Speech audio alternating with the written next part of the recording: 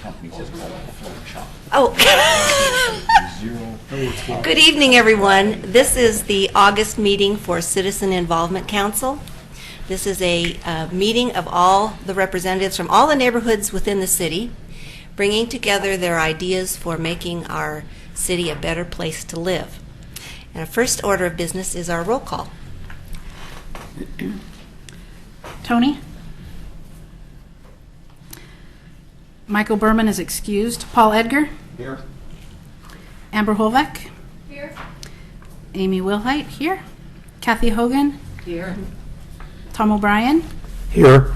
Steve Anderson? Here. Faith Leaf? Alice Watts? Here. Bob LaSalle? Here. Barbara Rankin? Here. Diane McKnight and Eileen Olson are excused. Marianne Jensen? Here. Ingrid Rickebach? Here. Todd Last? Here. Brian Boyce? Here.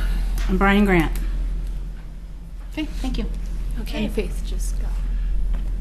Oh, Faith. And a guest. Jim. Yes. Thank you, Faith. We have some exciting presentations tonight, but before we go to that portion of our meeting, we'd like to just acknowledge those people in our audience. So if we could start with the first row and just go back from there, we'd like to know who we have tonight. Do you represent a neighborhood? Oh, wait. Oh, okay. We have a microphone too, so we can get this recorded properly.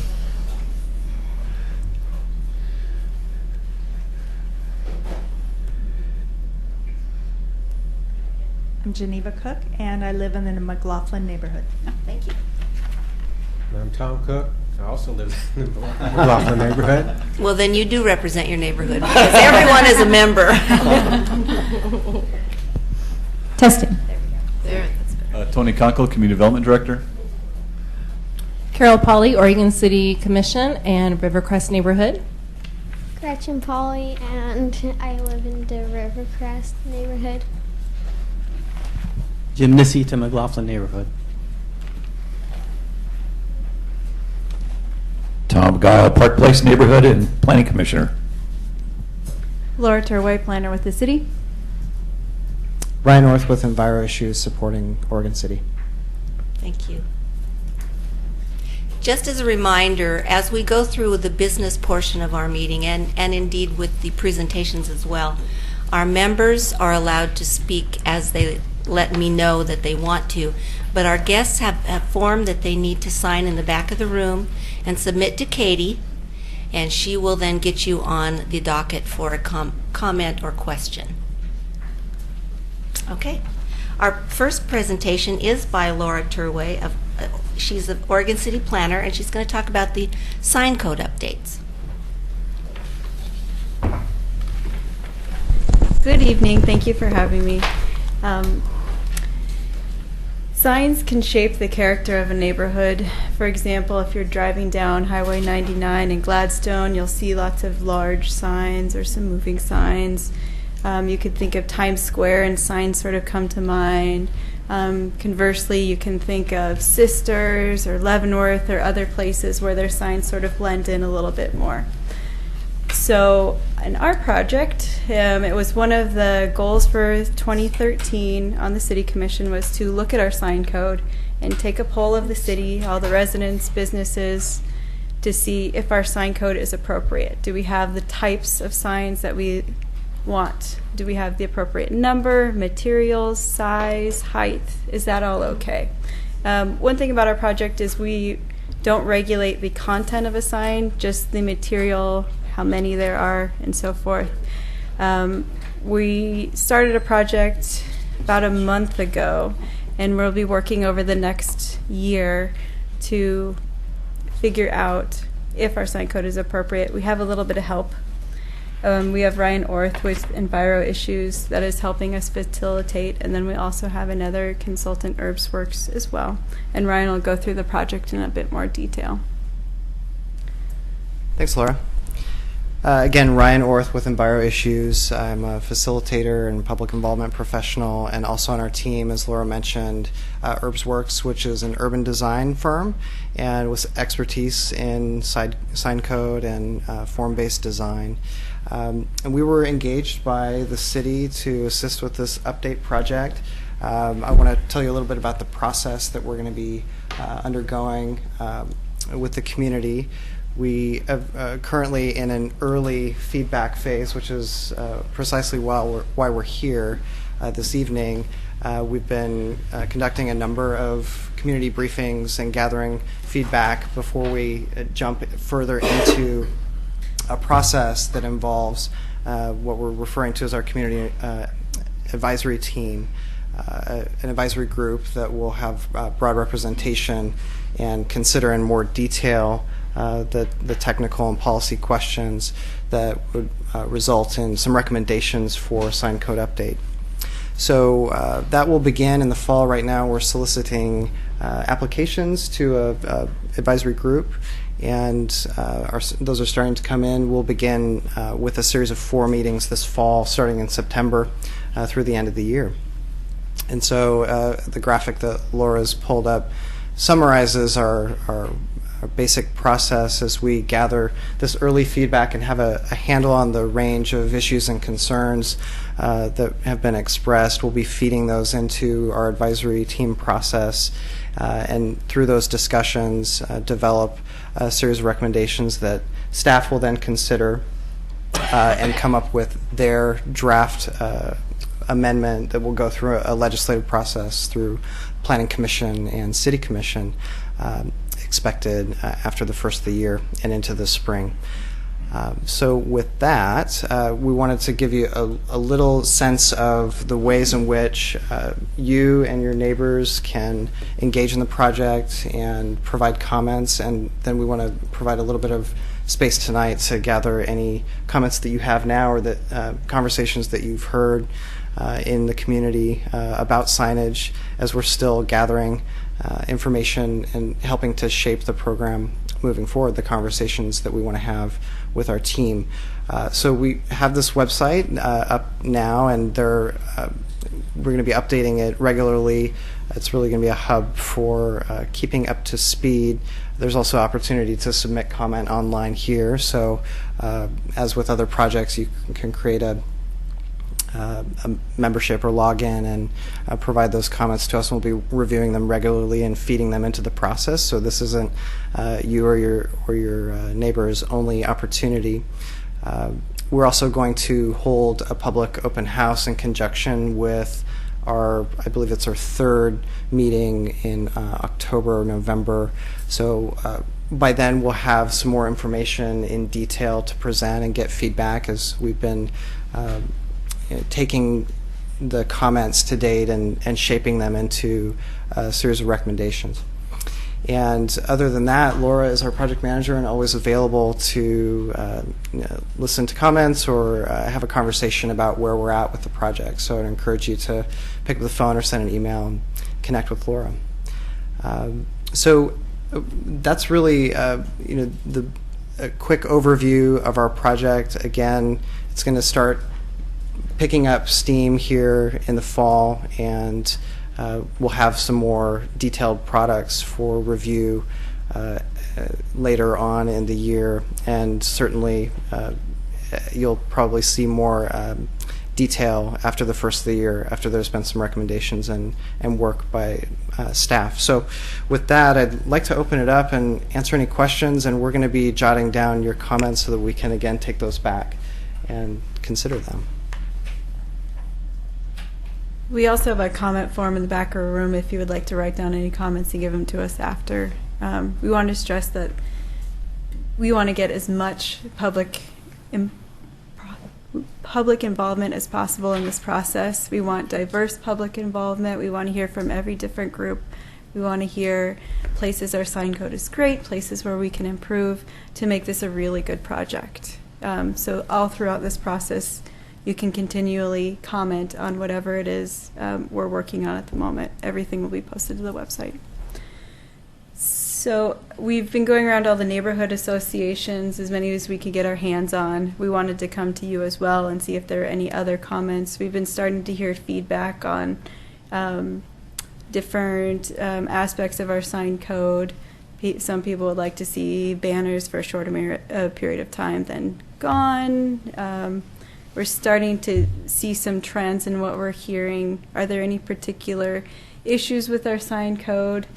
So signs on private property or signs within the right-of-way, like those A-frame signs you might see on the sidewalk. We can talk about any type of signage in the city. We do have some members who have questions for you, Laura. We'll start with Paul. First, I'd like to thank you and particularly Tom O'Brien for having advanced this. Our city doesn't need to look tacky, and we have kind of it needs to, this upgrade.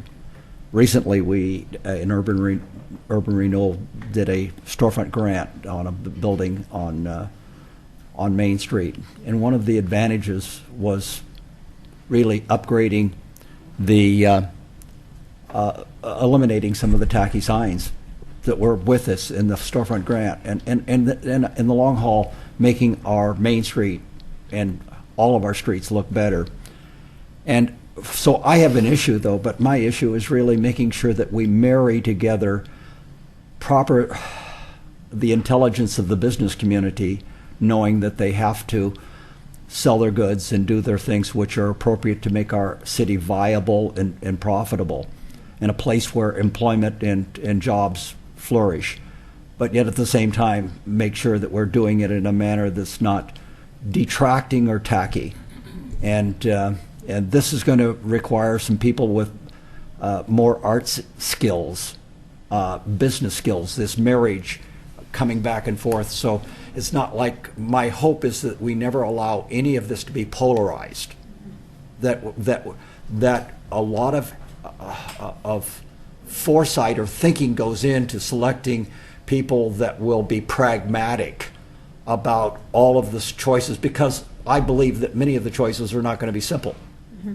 There's going to be some trade-offs, and therefore we're going to need people that are capable of thinking that way and addressing all sides. Anyway, it's thank you for making this happen, because we need it. Kathy? Yes, I'd like to thank you for coming to our neighborhood association. It was well presented.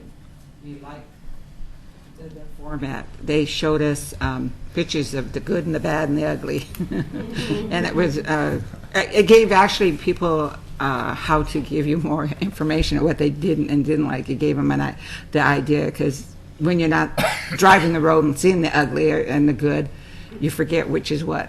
And so it was the presentation was very nice. Thank you for coming. Yes, again, I appreciate the city commission in particular taking a step forward. I know it's oftentimes a difficult position to take, to pursue something where you have so many different opinions on whether you should do anything, whether you should do something, whether it's helpful to a merchant to have an ugly sign out next door to their business, whether it's, what have you. I did have a couple questions of you, and just to help us better understand as a group. 20 years to me seems like a long time to update a code in an area where technology has been producing new types of signs and new ways to advertise and so forth at a very rapid pace. It just seems to me, in your experience in working with other municipalities and cities and so forth, what would be a good length of time for a review of a city's ordinances relative to signage? Thanks for your question. I think that the length of time is going to be variable to the community, and there are certainly examples of communities that have updated on a more regular basis, 5 or 8 years, and others that have taken longer. So I don't really have an opinion about the length of time. I think there are opportunities to build in checkpoints or points of review that may be good for prompting the question of whether or not an update is in order. But in this situation, clearly there is a need and an interest, a broad interest in revisiting the code. And so my comment on this project is that now's the time. But I think that there is a real range of experience out there, and there may be opportunities to prompt that again in the future if the state of signage and technology continues to change at a similar pace in the future. Municipalities that, in your judgment, are doing a good job, can you point out any of them to us in the local area, or that we might use as a frame, as a reference as we go forward on this? Well, I know that there are a few that have updated recently. The city of Wilsonville is a local example of a municipality that's made an update to its code successfully in the past few years. It's really, I want to be careful, and I think that Oregon City has its own has its own needs, and really our goal here is to develop a set of amendments that are broadly supported and tailored to the setting here. So it's difficult to compare. I think there are good examples of applications of code in different communities, but certainly no boilerplate that can be pointed to in whole. So we'll be bringing that analysis into the conversation and really look forward to getting into it, especially with the range of comments that we have will help us set up priorities for research and discussion. Thank you very much. Yeah.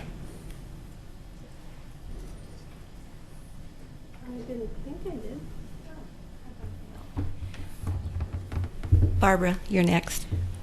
I'm wondering, since it's going to include private property, how that will be reinforced for like garage sales that are nailed to trees and things like that. How are you going to enforce that? That's a good question. So we would have a sign code, and it could say either no sign could be nailed to a tree, so we wouldn't read the content of the sign, but it would apply to definitely garage sale signs, for sale signs, all of that. And it would maybe give a time and a place where signage would be appropriate. Maybe you could allow temporary signage of a certain size for a specific period of time.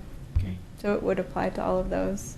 Signs on, starting to see a lot of comments about signs on utility poles, things like that. Left there forever.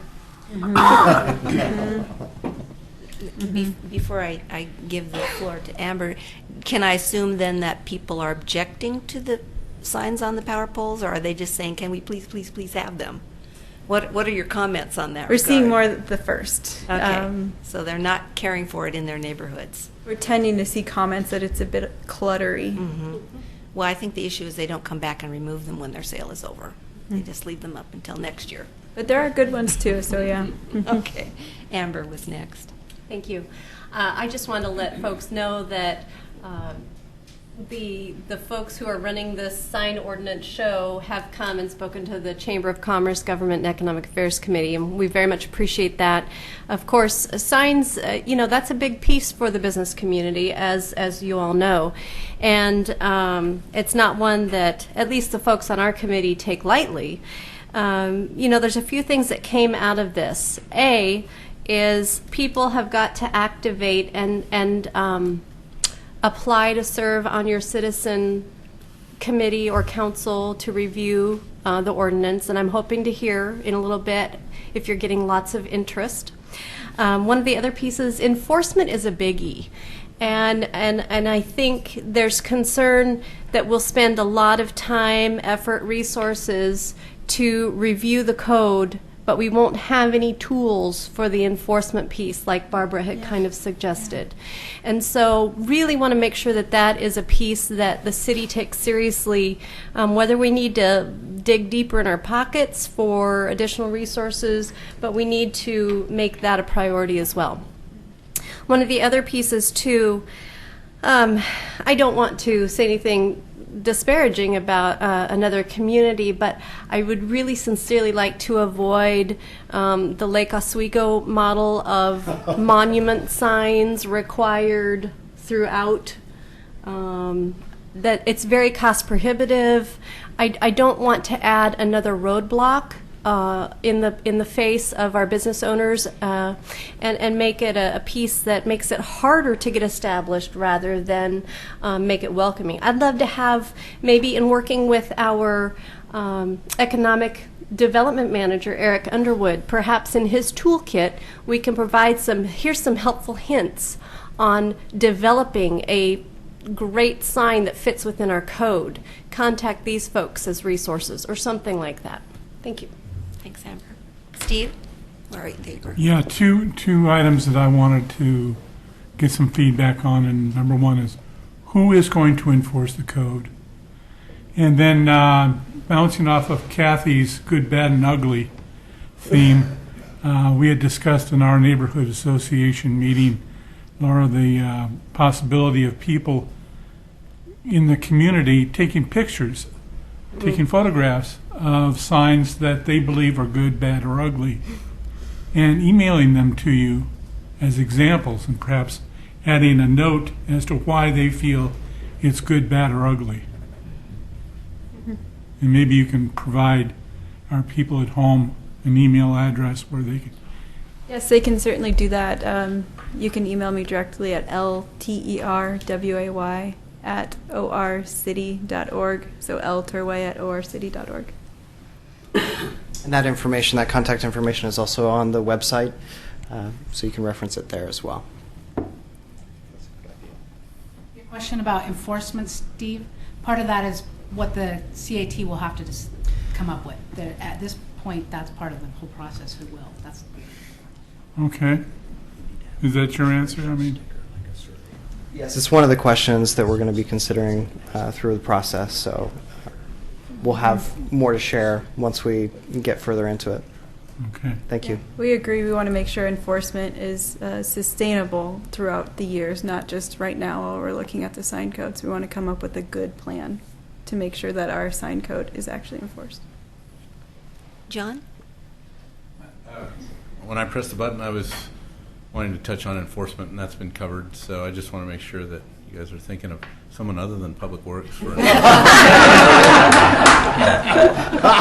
kind of believe it could be community driven as well. I kind of wonder if there's not a volunteer community out there that would be helpful with that, because lots of times it's about walking your neighborhoods and picking up stuff that doesn't need to be there anymore.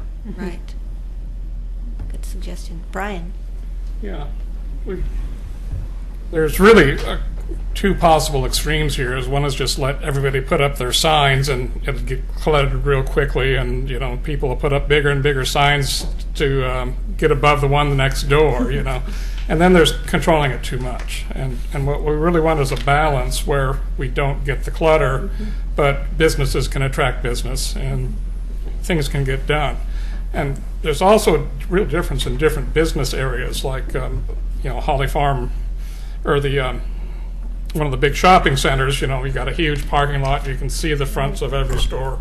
And then you go downtown, and you can't see the fronts of the stores. You can see down the street, but not so much across, because you got trees everywhere, and it's a narrow street. So very different needs there for the business community, and that needs to be taken into account. So I'm no expert on signs, but it's just common sense and stuff that works that helps the businesses, as well as because lack of control does not help the businesses. It gets chaotic, as we could imagine.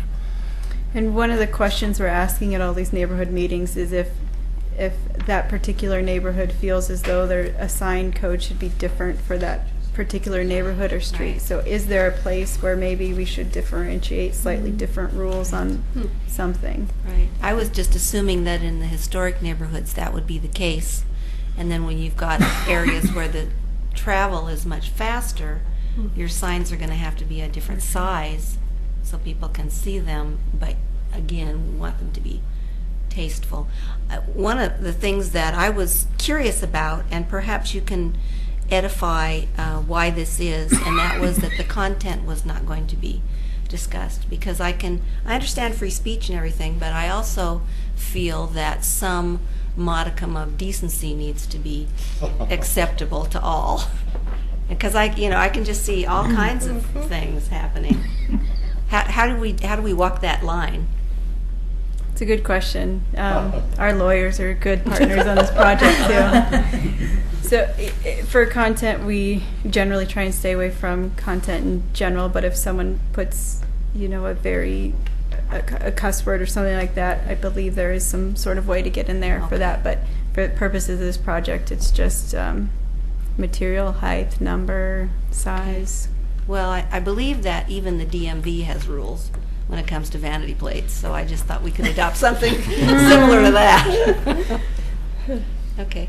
Yes. I'll just follow up that we plan on including a legal briefing, for lack of a better term, to our advisory committee, and as we have that content available, it goes into a little more detail about the constraints that are out there from the legal realm. We can make that available on the website so that you can better understand that. Barbara, did you have another comment? Yes, I was going to. Did Mr. John Lewis suggest that the neighborhood associations have people in their own communities walking around checking on the signage, like Park Place on the corner of Holcomb and Redland there? It's Sign City there. I mean, so that could be reinforced really simply through the Park Place Neighborhood Association. Reported, not enforced, but reported. That might be a solution for you. Well, I'll be so bold as to say that I already do it in my neighborhood. When I see a sign that's either down or the date is passed, I just take it away. Well, I am leaving the ones that are current. I know that they're not supposed to be there, but I'm trying to be tolerant. Have I seen you removing political signs? No.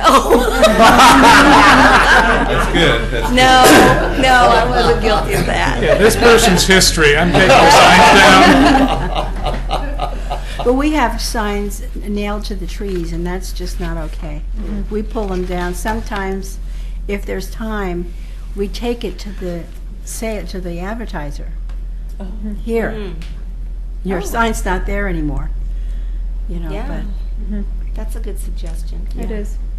I would just caution, unless you fully understand what the sign code says, and you're not, you also have trespassing issues there. So, from the city standpoint, we certainly would not advocate for that. It'd be much safer to take a picture of it and send it in.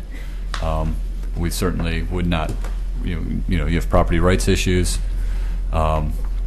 trespass issues. So I would just caution. But a sign on a light pole on the corner of In a right of way.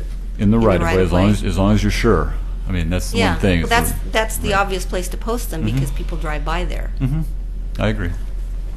But frequently, what I find is that they fall off the post and they're just lying on the street. And I'm a litter getter. And so. No, I think that's certainly different than on someone's fence or on a tree. No, where you may not never. know where that tree is Never. located relative to the property line.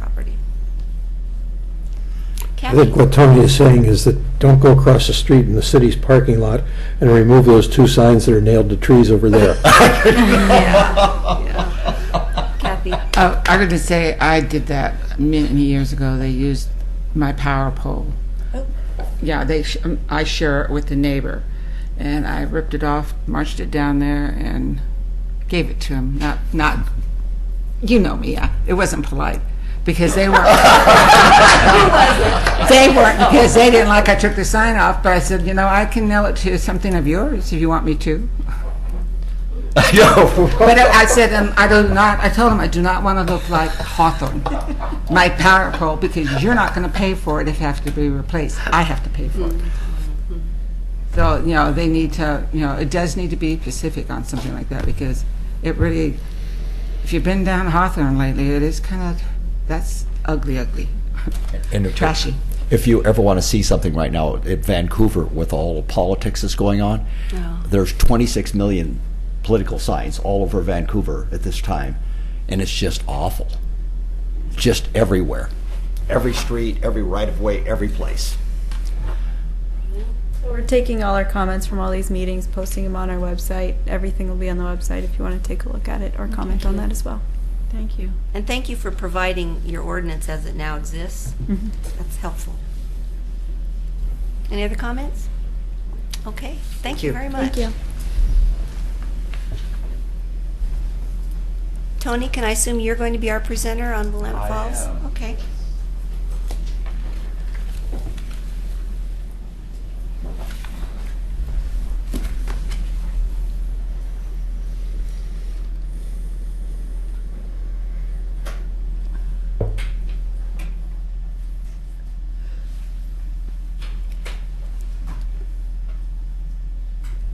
This setup here. Well, thank you for allowing me to speak tonight. I'm Tony Conkle, the Community Development Director for Oregon City. I believe I was in front of you last month with a little update on where we were with the Willamette Falls Legacy Project, Rediscovering the Falls, and the strategy that we were using with Walker Macy for the public involvement. I think I gave you an update as well on where the at that point Eclipse had just recently made a bid and what that process would be. So my goal here tonight, though, is to, as part of that public involvement process, is what we call community conversations, where we're going to stakeholders that we've identified and coming to them and essentially saying 20, 30 years from now, we've managed to create something absolutely amazing out on this property, and you're sitting on the property and you look around and what do you see? And so this is that first stage of trying to identify what the community's vision and aspirations are for the property. Once we have those, the consultant team will begin to narrow that down into a couple alternative plans, and we'll continue the public engagement and try and get additional feedback on what they like about those plans, what folks don't like about those plans, what are the concerns, and then hopefully narrow it down to the preferred alternative by the end of roughly mid-December of this year, and then move into the land use adoption process with the goal of being in front of our Planning Commission on April 24th for the first hearing. So what I'd like to do, I'm not sure how much time I have, and that will kind of dictate how quickly I move through this. So we have a couple options. What I'd like to do is go through the presentation pretty quickly and maybe start to get feedback from folks. I mean, we can talk on this for a long time after doing a couple of these, especially with a group this large. But I have feedback forms here as well, so I will hand those out to everyone. And if you didn't have an opportunity to speak, or if after you heard someone else speak you have additional ideas or something comes to you, you can fill those feedback forms in and get them to us. But I really would appreciate, as the CIC being one of the identified stakeholders within the community, that you do take the time to fill one of those out and get those back to us, representing this stakeholder and your neighborhood associations. I will also leave in the back here, we have cards. Rediscoverthefalls.com is our website. There's a lot of information on there, background data. It's a great way to stay involved. We have a Facebook page, a Twitter account, which are other ways to stay up to date. All of our events that are going on are on there as we're trying to get information out. It's really one of the better ways to stay involved with the project. And then I'll also have two background documents that you can feel free to take and look at, and hopefully talk to your neighborhoods about when you go in front of them. We are also trying to schedule meetings with all the neighborhood associations as we move through this process to come and visit at your neighborhood association, and depending on where we're at in the process and when we can get on your calendar, it may be a very similar presentation or it may have already changed to the next step. So with that, if there aren't any questions before I start. I was just looking at the clock. Normally we allow 15 minutes, but I'm thinking if you need 20, 25, we could probably give you that. I'll try, and I know a lot of you have probably seen some of this background before, so I'll move through some of it pretty quickly. If there are questions, feel free to stop me and I'll try and answer them. And then hopefully we could move into more of the, what do you want to see? Okay. And I'm going to start with, this is Portland General Electric created a video, and we've taken a little excerpt from it, but it's a good kind of way to start this conversation.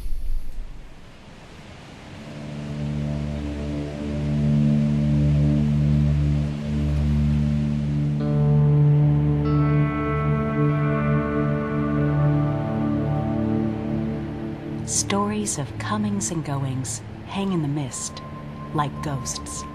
coyote and meadowlark took a rope and stretched it across the river, and they walked down the river trying to figure out when they wanted to drop the rope and create the Willamette Falls. Stare for a while, and you sense an atmosphere of promise, of potential. It was a focal point. It was a gathering spot. It was a place of power. And each culture that has come through got to the falls and stopped and thought about how they could best utilize what nature had created. A fluke of geology, Willamette Falls elbows 1,500 feet across the river that shares its name and rises 4 stories high. I really believe this is one of the great geological secrets of North America. It is the second largest waterfall in the United States. Volume-wise, the only one being bigger is Niagara Falls. People don't even realize that. Human history has concentrated around this natural feature in unusual abundance. Indian people have been at the Willamette Falls since time immemorial. Since thought of human people became conscious, we've been there. Political and economic power and people's livelihoods have ebbed and flowed at the falls. This hasn't moved since 1990, and it's still sharp enough to cut trees. God, there was how many million board feet of timber went down this river? A state was born here, Oregon. This was the end of the Oregon Trail. This is where people stopped and settled. And this is where moving water revolutionized how people live forever. And there's so many firsts here that have implications not only nationally but globally that changed our way of life. And it all started right in this little mess of buildings that most people just drive by on 205. Industry rose up around the falls. To the east, in Oregon City, a paper mill. To the west, another paper mill. And one of the oldest power plants in the country. Alongside, a historic canal and lock system. Altogether, perhaps 100 acres. A small, vibrant laboratory. This was like NASA. This was like the Silicon Valley, and it really changed the world.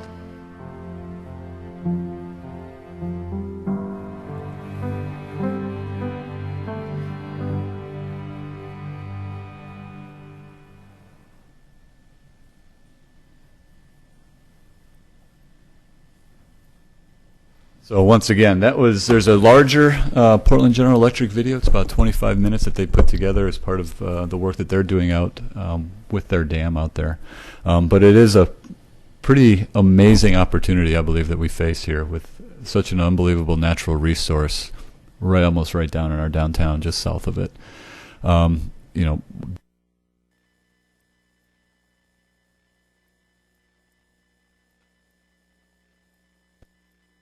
and so we've been working with multiple partners, Metro, State of Oregon, Clackamas County, the bankruptcy trustee, on trying to knock down existing and perceived barriers to redevelopment and private reinvestment in that property. It's approximately 23 acres on the south side of 99E. Continues down with almost a half a mile of riverfront frontage on Willamette River. On the aerial in front of you right now, you can see that little backwards 7 on the south side of the site. That's actually Portland General Electric property, and that goes out the dam out towards the falls. But the remainder of that is what makes up the property. It's about 17 acres north of the dam facility, with the remaining approximately 6 acres made up of the clarifier and the lagoon and the railroad spur continuing south almost to Kenema. When we talk about this property, and some of this was alluded to in the video, this was a bustling downtown. It was our original 4 blocks, right across from the old woolen mill, which the foundations of which are still on the property right now. You have the McLaughlin House before it was moved up, and Hawley decided he needed to expand his plant, and instead of demolishing the building, they put together a memorial trust and they moved it up the hill. But when you look at this, you had housing, you had industrial, you had retail, you had a hotel on this property. And so when we start to think about what can we redo with this property, what are the opportunities here?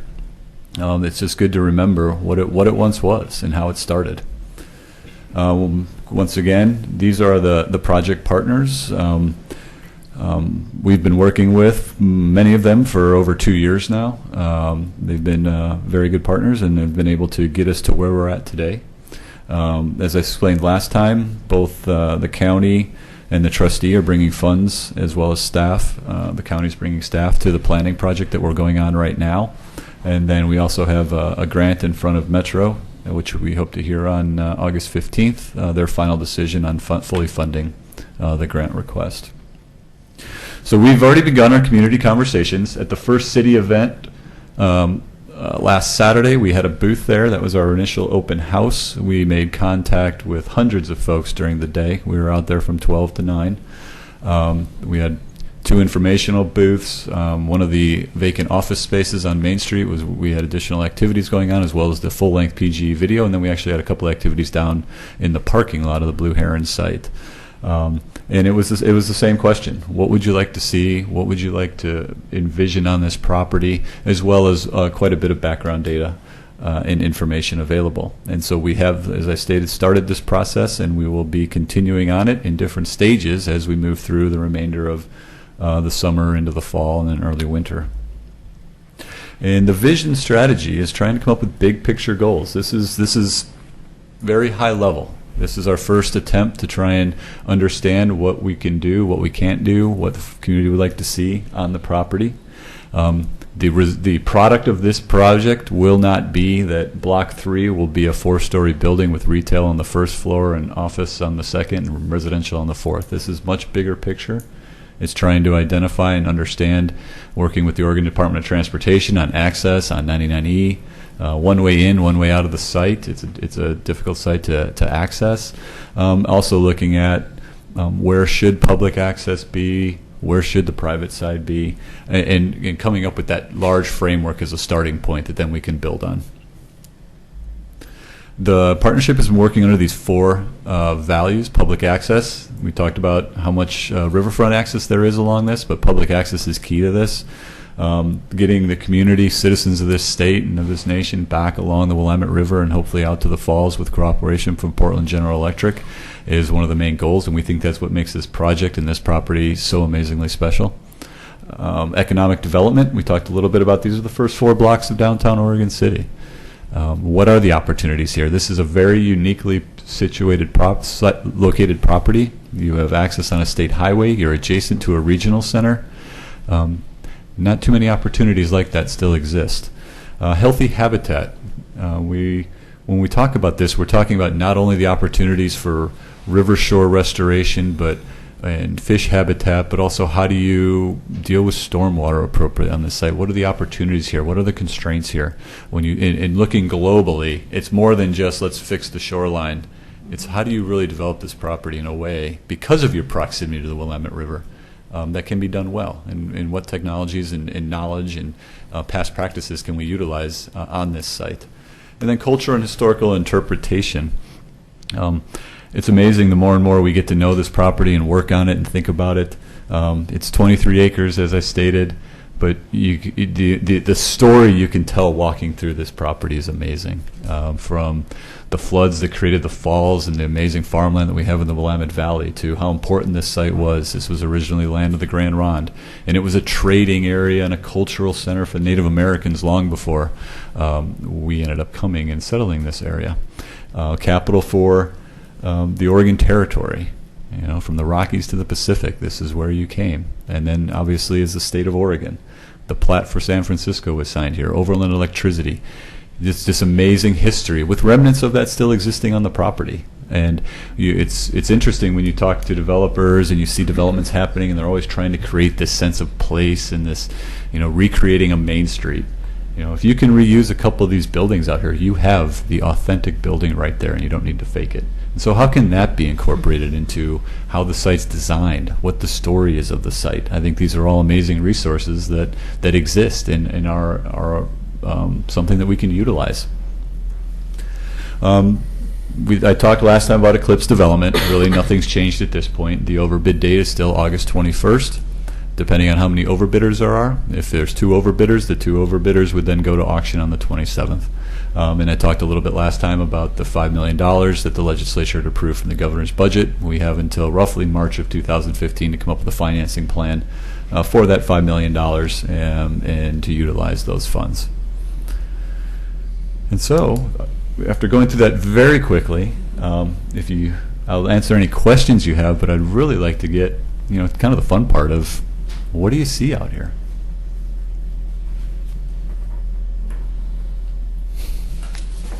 I want to be able to paddle my kayak up to it and then get off at a boat ramp somewhere and have lunch and then get back in my kayak and go back down the river. I'd rather drag my boat. Hey, motor's not allowed. Water access? Yeah, water access. I have a question or two. Oh, excuse me. It's all about me. I might make note that the Falls is actually the largest by volume in the United States that is totally in the United States. We didn't want to get too greedy of where's Niagara, is it splitting it? Yeah, I kind of thought you might know that. Now, this question might be too complicated to answer at this time, but how is it decided whether a structure is of historic significance or not? Over the last summer, we worked with a gentleman named George Kramer, and he has about 20 years experience on the Oregon City side and the West Linn side. He's a historian. He looks at buildings, nominates them for National Register, and does that type of work. So we went through and did an inventory. We identified about 57 different buildings and structures on the site, and then looked at reuse potential, what condition they're in, and then also trying to determine which buildings have potential eligibility for the National Register. Because once you really get out there and start looking at what's on the site, there are some older buildings there that are still intact in differing levels of disrepair or disinvestment. But then a lot of what you see out there is actually someone came in and we needed to expand and put in a new paper machine, and and what you'll see a lot of is there's steel beam with asbestos siding around it. A lot of that type of structures. Unfortunately, some of the older buildings that were on the site were demoed to make room for expansion over the decades. So there is a process that is needed to go through in order to designate something on the National Register or the local inventory, and you do need property owner consent for the local inventory. But it was to try and create a baseline and get an understanding of the over 500,000 square feet of building and structure that you see just on the Main Street level. What's really there? Thank you. Jim Nacita, I'm sorry I overlooked you earlier. Can you come to the microphone? Did you have a question?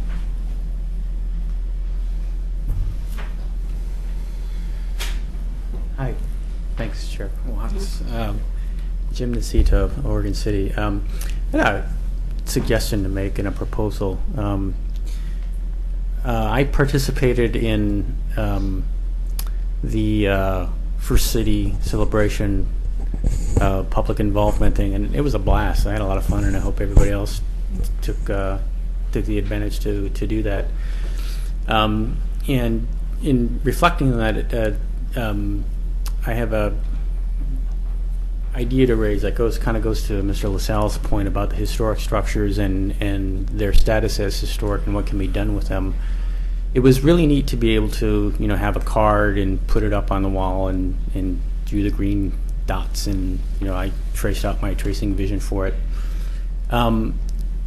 Mine was a little more detailed because I have a lot of knowledge of the mill. I live smack right above the mill. I take a daily walk and I look down on it. I've read all the reports, and so my knowledge of the mill and what buildings are named what and what went on inside of them is a little more than I think most people's is.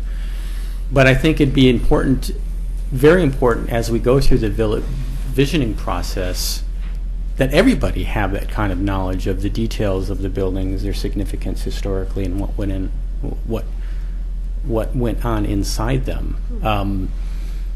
And so the proposal I wanted to float as part of the visioning process would be to have a very specific forum on preservation, and specifically the 12 or 13 historic buildings that are on the site that have been determined to be eligible for the National Register. I mean, to go through 50 buildings is pretty time-consuming, but there are some that a lot of good work has gone into studying and determining that, yeah, these are important. And to be able to retain them as historic, it would be, you need good ideas on how to reuse them and what's economically feasible. There were ideas on that board during First City that were amazing, stuff I would never think of in a million years, because everybody has, creativity and originality. We're all kind of like unpaid consultants to the Willamette Falls Legacy Project, really, and that's a good thing. I mean, the more ideas that the consultants can sift through that the public generates. Chair, may I have a few extra minutes or a few extra seconds? 22 seconds. Okay. But most people who put up the dots there that day didn't have a background because, like the falls has been closed to public access, so has the mill.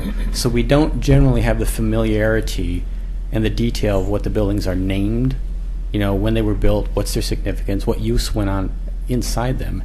And to have a forum specifically geared towards getting to know the community, getting to know these structures, and letting them do the dots and the suggestions with the cards on how they might be reused. Okay. I think it would be fun and really useful for the project. Tony, is that Thank something you. that you could share a little of that in your presentations as you talk to people? And can you think of any way to incorporate that information?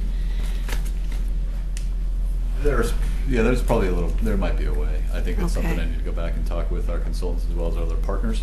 Right. On how that does get incorporated as we move through the process. I would assume. I think part of the objective, remember, was to not get down to a level of specificity that isn't implementable. I mean, we have that larger discussion, and I think it's great if we can, if there's a way that we can, take out from the work that we've done and maybe promote that information up to some of the certain buildings and kind of draw that out of all our background data. Something like that is probably very doable. And if you know that that the majority of the populace want to retain some of the historical significance, you could choose which parts of the building that maybe could be highlighted in part of the development, maybe? Well, then, we're getting a little ahead in terms of you have property rights issues. I'm not even sure who the property owner is at this point. I mean, we have those discussions now, and then I think we wait and see what comes out the end here and trying to determine how we move forward and what abilities we have as a local jurisdiction. Once again, why it was important when I stated when you designate something locally, you need property owner consent, meaning they need to agree. And so if we're going to try and do it through a different avenue, we're not at that point yet, I think. But I think it's important to understand,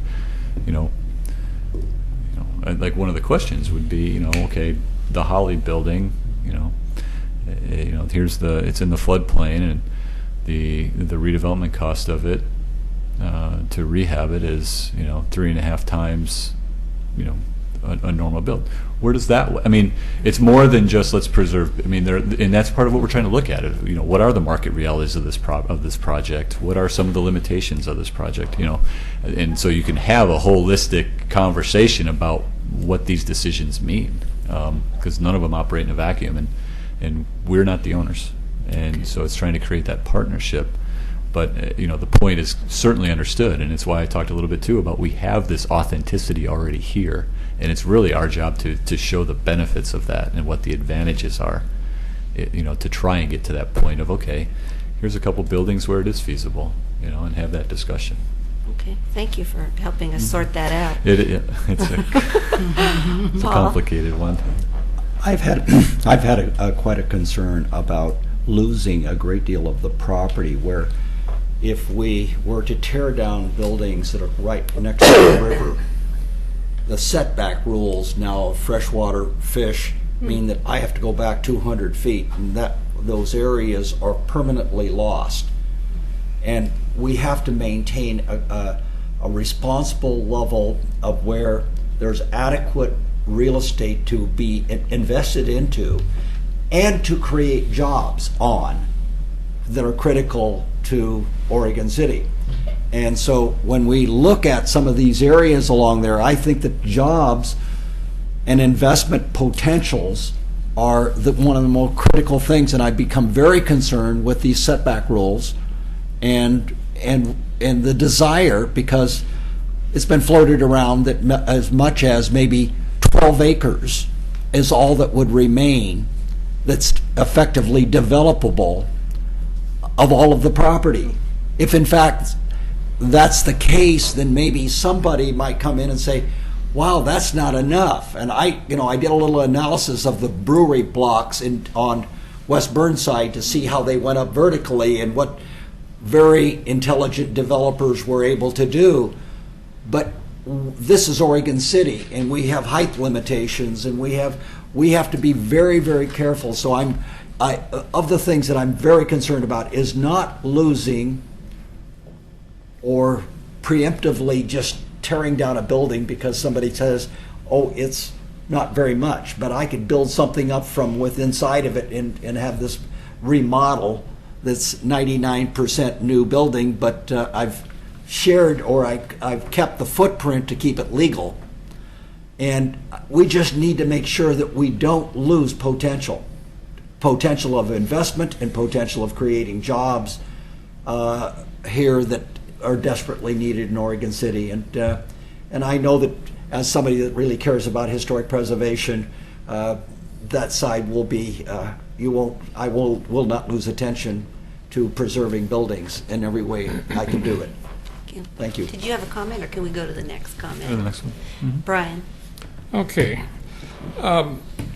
We have a balance here. There is the need for economic development there. There's also a need for public open space that can create excitement, which is something Oregon City has really lacked in. And we have the potential to build that with good public open space. And that'll bring in a lot to Oregon City. And Oregon City is, for some reason, is getting a reputation as a place for athletics. We've recently had a triathlon that was quite successful. We have some mountain bike people that are working with Metro to use a portion of Newell Creek Canyon as a major mountain bike venue. I was just out with them looking at that yesterday. And it's very interesting. At the same time, we have remnants of early boat landings out on those cliffs along this property. Some were used with ramps or even chutes to load boats, so they're not really usable for modern day uses. But your comment on kayaking up there or even powerboating up there is along the same lines. And somehow working that into this plan would be really useful, because it's we've got a developer in the Cove who's willing to go along with this human-powered sports use of what he was originally considering to be a powerboat use. And so that's something. But this idea of making it an exciting place is really key, I think, to really moving forward as a town. So thank you. Kathy. Yes, I guess with Paul, I do have a concern. Because we all say we want the history, but if you tear it down just willy-nilly, then you're losing a big asset, and like you said, you'll lose part of the land to redevelop. And it would be nice if the Native Americans could give us a nice museum with some good history. It would be nice, the history. Not a bad idea. Yeah, it would be nice. I mean, because they would have another perspective. Mm-hmm. So, and it's important that they are involved because they were here first. Amy? I am a manufacturing junkie. I like to tour everything that has to do with manufacturing. And I'm just wondering, thinking of what Jim was saying, is there a possibility of having, I remember you talking about the danger of going out on that site, the big drops and stuff, but is there a way on the website to have some type of be able to take a tour of the site, to see the building, see the name of the building, what it was, so like a virtual tour because the whole city can't go out there, but I wonder if that's something good that idea. would be a possibility. Yeah. Sure. I will look into that. Tom? Yeah, a couple of things, Tony. First of all, thank you very much for forwarding the PowerPoint presentation that you gave last month to our CIC. I agree with many of the others. I moved to this area about 40 years ago, and this is the most exciting opportunity that Oregon City has had in 40 years in terms of public development efforts, something that brings in people to our area. I do, along with that, have some concerns because of other areas that I've seen.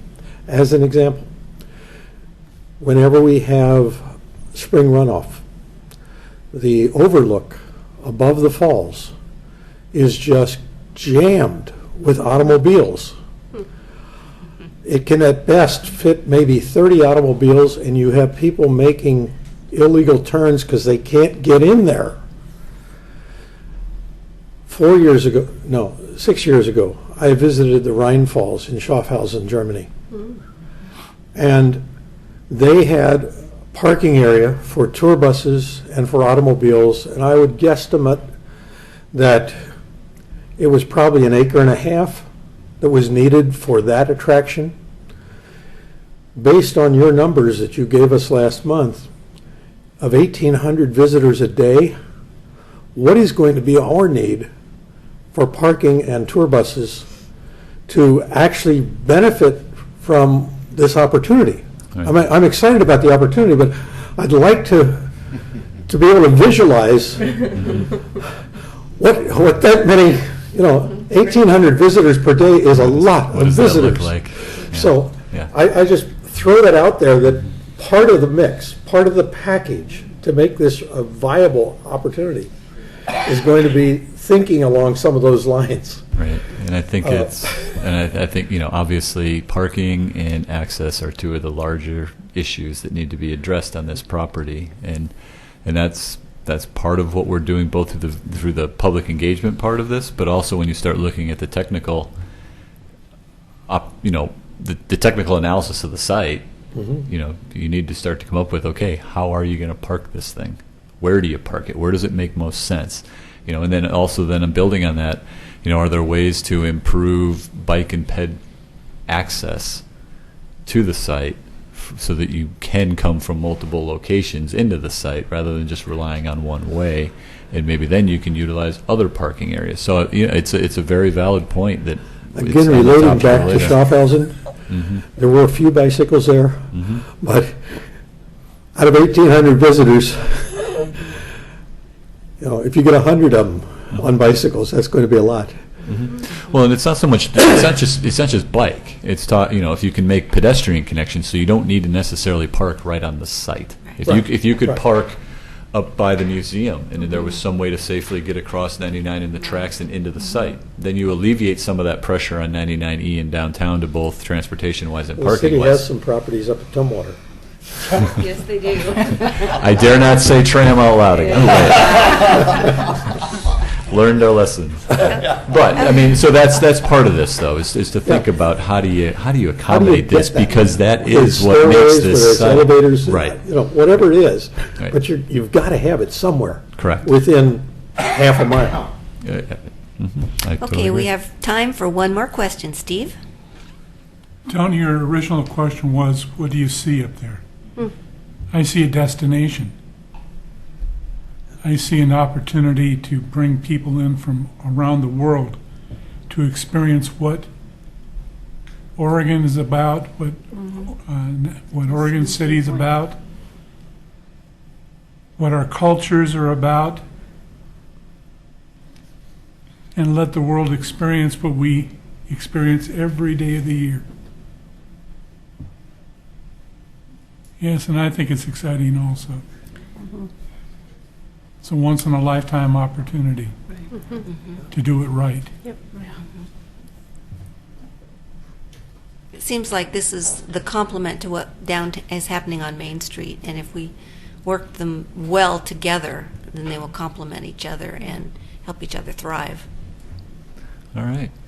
Well, I do appreciate the time. Once again, rediscoverthefalls.com. I'll leave you the cards. We do have an opportunity there to fill out the survey on there as well, or you can fill out the green one that you have here. I'd just maybe give them to Katie if you finish them tonight. If not, you can certainly drop them by City Hall or our offices, and we will get them to you. And we will keep you up to date as we move along through the process. So appreciate the extra time tonight. Thank you. We appreciate your updates.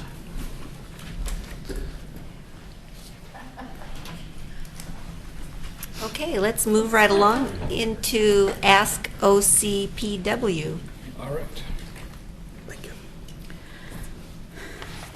All right. Well, I have a few things to go over, but if there's specific questions you have for me that I might not cover, I'd be happy to take those now.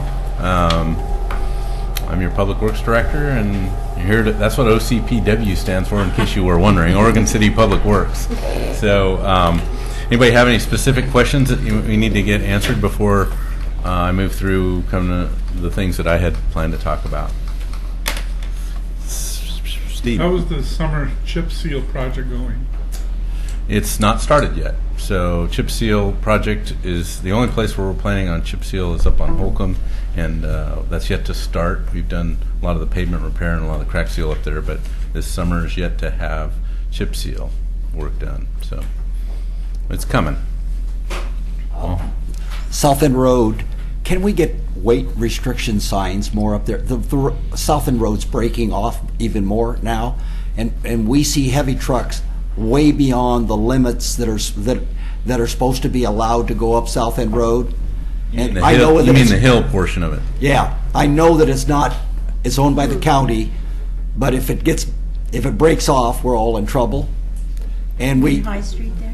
Yeah, it's somewhere. I think the signs need to be down by Second or by High Street where it comes up, where we start warning or scaring off people with great big trucks. But early in the morning, I mean, trucks way overweight are going up there all the time. I followed one up, and I thought, if it goes, let it go for him. Give me enough time to brake, because it's way too big, and I can see each spot where it's sliding, and it is very scary when a truck goes up there and it's way beyond the weight limit. So it is posted now. It's not enforced that I can tell. I've never seen anybody enforced on that with regard to weight. So I will take that to the county and ask for that they look at that, consider that. I think the posting is after they've made the turn onto it is the problem. Oh, and it's too late. By then it's too late, because you really can't back up an 18-wheeler. Well, I have a question, on that hill. and it kind of relates to what Paul and Kathy and Tom have all said about South End Road, and that's high. It just seems to me, I just need to understand why South High all the way down to High, where your offices are, is considered a highway now, because we get trucks like you just described at 5 o'clock in the morning, and they're very noisy. And in the summertime, historic homes don't usually have air conditioning, so they rely on their windows for airflow. And it sounds like they're coming right through your house. And it just seems like, I'm assuming that they're taking High Street because it's an easier route than coming up Singer Hill. But I don't understand why that street is accessed so much. Could you clarify that for me? It's an awful, awful thing. It's many, many, many trucks. Well, I assume you're right. It's because there's only a few ways in from the lower end and up to the hilltop. I'm guessing they're going to the hilltop because I've got the office right down at basically 6th and High, and I don't know. I'm there early. I don't notice the truck traffic at that location, so they must be turning to go up. Do you want to sleep in my yard one night? So the deliveries and the local need for commerce is what's driving that. Because I know they're not driving through that part of Oregon City to get to Malala. Well, then wouldn't it be better to take the highway than to take the residential streets? Well, it depends. If you're getting to businesses on 7th Street or on the lower end of Malala, maybe not. Well, apparently everybody is building something big because these trucks are huge and loud, and of course they're shifting gears right in front of my house. How's that go again, Alice? With a little practice, I can do it better. That was recorded, yeah. 18-wheeler. John, I'm pretty sure it's not a freight route. The city does have some documented freight routes, and I'm almost certain that's not one of them. So Is I'm not that, sure is whether that something I could I know inquire what about? part of it is, I think, is, I won't name the developer or his logo on the trucks, but when they bring the double gravel trucks to come up, some of the roads, they're very heavy and they aren't helping the roads any. I know everybody wants development. Too. Yeah, they want it, but in doing so, you wreck the roads that we already have. Getting to make that development happen, and nobody makes them fix all that heavy truck traffic damage to those streets. we really, the amount of development that's moving forward in Oregon City right now is pretty small. Well, I see them come up Central Point a lot. I won't name it, but I see the big, where there are two, and they're coming up to get to Pease Road, and Rich will tell you where, and to some of the other places that there is development going. I don't mind, but don't ask me to pay for something that a big truck is ruining. I think the public would like it, Is this something the new patrol officer will be able to deal with that's going to be hired in the next month? Well, unless they're on a marked road that's like South End, where it's marked for load limitations, or unless they're speeding, I'm not sure what they're going to cite them for. But I So hear on High Street, you're not None of sure the if that's traffic. supposed to be a commerce street or not? it would be a map that I would check, that I personally will check and let you know in our thank you. TSP that shows freight routes, and I don't believe that's one of them. Well, okay. TriMet uses it, of course.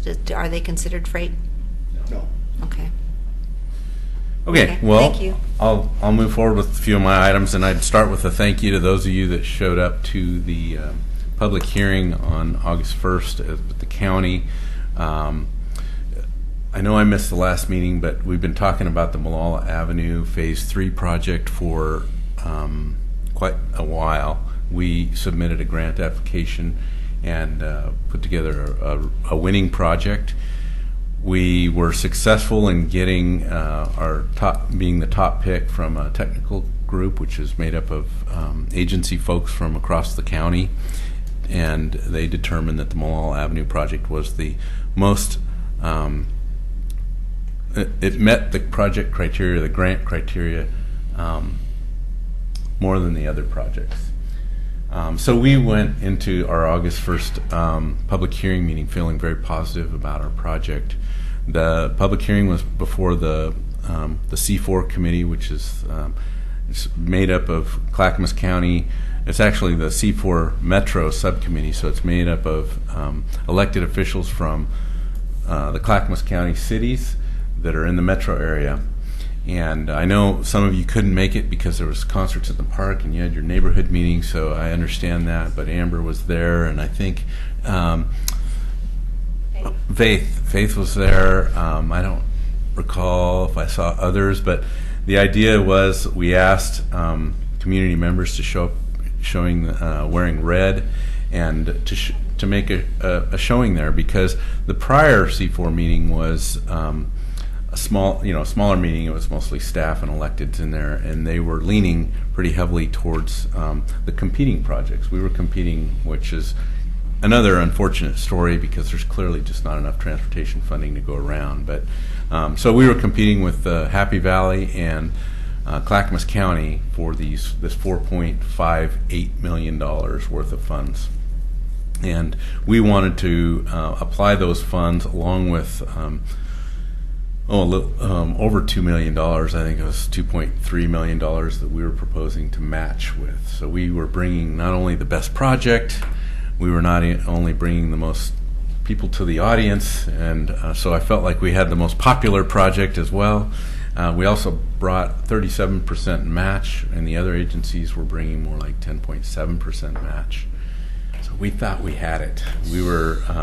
We had a lot of public testimony, and but it was clear from that C4 meeting that I think the feeling was that maybe Oregon City had received its fair share of grant funding. I don't know, Amber, if you have anything to add to that. I was a little disappointed in some of the comments that talked about why they felt like the other projects were more deserving because they were more residential projects, and I even heard some inflection that maybe they thought the businesses were undeserving of that funding, which I thought was totally contrary to the criteria in which they listed for this grant.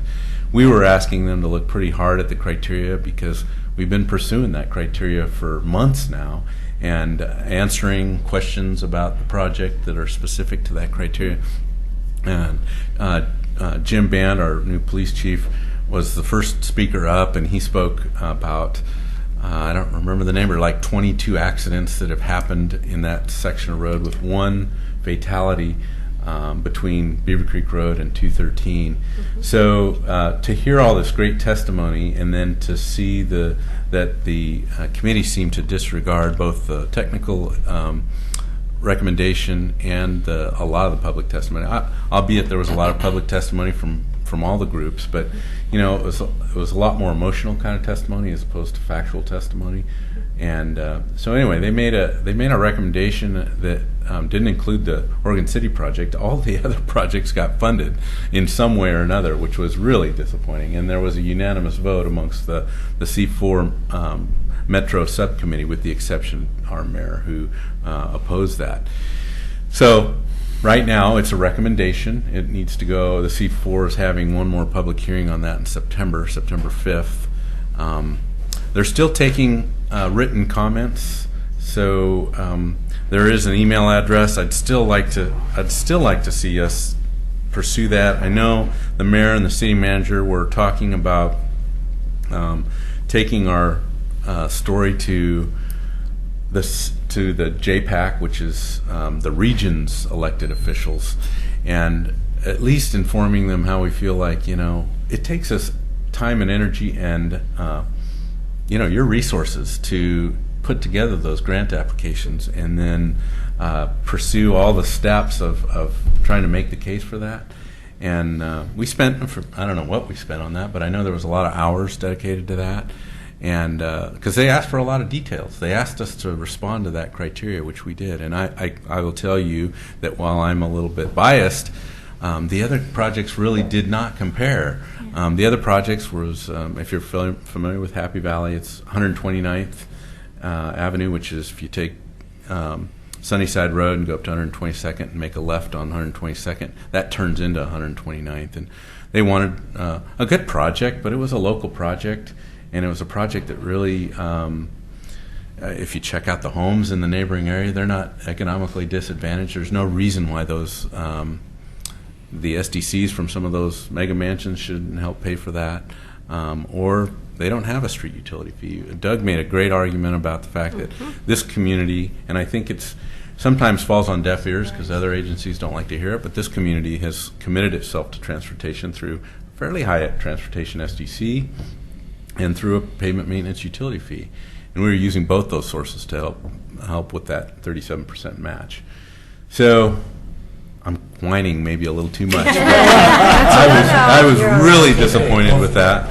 And I think that if you are willing, there's still time to at least vent your frustration, if nothing else. I think the process was flawed. I know these transportation decisions get political. I was talking to Alice Norris a little bit about it, and she's been so successful over the years in getting transportation funds for the city. And she said, you know, it wasn't that long ago when Oregon City was the Happy Valley, who had not received any grant funding. And so we made the same kind of case, she said. But, you know, the transportation dollars that we've received over the last 10 years have been really squarely focused on regional facilities. Even though they're in Oregon City, they're state facilities. So Highway 99E, 213 and Beaver Creek Road, the Amtrak station. You know, those were big projects that serve the region and are the right way to use regional. This is called regional flex funds, and you know, to see them go to a neighborhood street in Happy Valley was just disheartening for me. And I think, again, I'm not sure the city manager is just as fired up about this as I am, and probably more so.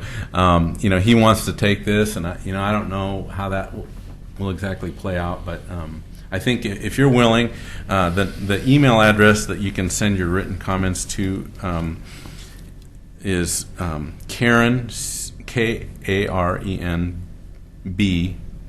@co.clackamas.or.us. I would refer you to one other place, which is the maybe even more effective. Metro Councilor Carlotta Collette is the chair of the JPAC, and I know David Fraser's been bending her ear a fair amount. Brian, I think when we're out there looking at that Metro site next week, we're gonna have to bend her ear a little bit about that too. She's supposed to be there, so. Right. So I think we're not giving up, because we think that there's a bit of an injustice there, and we get the fact that, you know, maybe one agency hasn't got it, but when you talk about regional federal tax dollars, it makes sense that they be applied towards a regional facility that most of the people in that room on that committee use regularly. Whereas some of these other projects they won't ever use. Can you take a couple of comments on this issue? Amber and Brian wanted to say something. Amber, you want to start? Sure. Without being too terribly political, I did feel as though there were minds made up before the committee members entered that room that night. And that's an unfortunate circumstance for Oregon City. And the fact that we have 3 senior care facilities that cover that stretch. And I believe that those regional flexible funds are also supposed to be used for higher population areas. Is that correct? Right. Okay. Underserved communities. Underserved, where we have a clear residential half fording the street to a clear business half. I just don't see how they could have not seen that. And I do believe there was a lot of, it's not Oregon City's turn this time. Let's help these others. They don't have the same, they don't even have sidewalks. I think that was part of what I had heard several times but they don't have any sidewalks. At least we have some. Brian? Yeah, I heard scuttlebutt several days ahead of this meeting that the decision would be against Oregon City because of issues like have been discussed tonight. So there definitely was some discussion ahead of the meeting saying that Oregon City's gotten enough already, basically. So. Yeah. So. Faith has a comment too, John. I've been to several meetings like this, and I was really impressed that we had someone from Clackamas Community College talking about the young people that go there, someone from the Chamber of Commerce, the police chief talking about death and blood on the highway. And I could, it was just the group that presented. The others were all anecdotal stories. Well, I want to pedal up this hill, and, there's not a bike path, so, it's just neighborhoods. And ours was, and it was economic development and helping businesses. And it was just amazing. I thought our presentation was just awesome. And I left with several people that said they thought they'd made up their minds before they ever came and heard the testimony. Because it was just, it was like, I really did. It was unbelievably lopsided that ours was so professional and showed so much need, and I was just appalled. Anyway. Well, thank you for coming. It was a good show. We had lots of red shirts in the audience, so that was good. All right, so that took a while. We have an adopted transportation system plan, so if you've not been paying attention to that, we have it. So thank you for all of you that participated in that. McLaughlin Boulevard Enhancement Project Phase 2 is moving ahead. I've got a set of review plans on my desk that are 50% plans review. So we're moving forward on schedule with that project. I don't remember when we're supposed to go to construction on that, but it's on track. Roadway reconstruction projects, maybe that's where some of those trucks are coming from. We have been busy with our slurry seal work is done. Our road pavement work it's kind of in a lull right now, but they're going to start up again with Molalla next week. So they'll be paving a section of Molalla, a different section of Molalla, from Holmes Lane to Warner Milne. So that's moving forward. We're working on what we're calling the Main Street Alley concept planning, which is trying to figure out what to do with alleys on Main Street between 7th and 8th, and then there's another alley between 8th and 9th. So we're going to be holding a small open house for the Main Street property owners. Well, it's open to anybody, but we'll probably be holding it downtown somewhere soon, probably in the next week or so. So look for that. Pearl Street, the widening project's done. That's one other project that will also be paving under our roadway reconstruction projects. So I don't know if you've used it, but it's a little wider than it was before, a little safer. We've been dealing with a lot of complaints about congestion on Main Street, so I just wanted to talk about this a little bit. The success of Main Street is pretty high. The bridge and the intersection of 7th and Main at peak hour really get congested. We hear complaints from those that are coming across the bridge from West Lynn and those going the other way as well.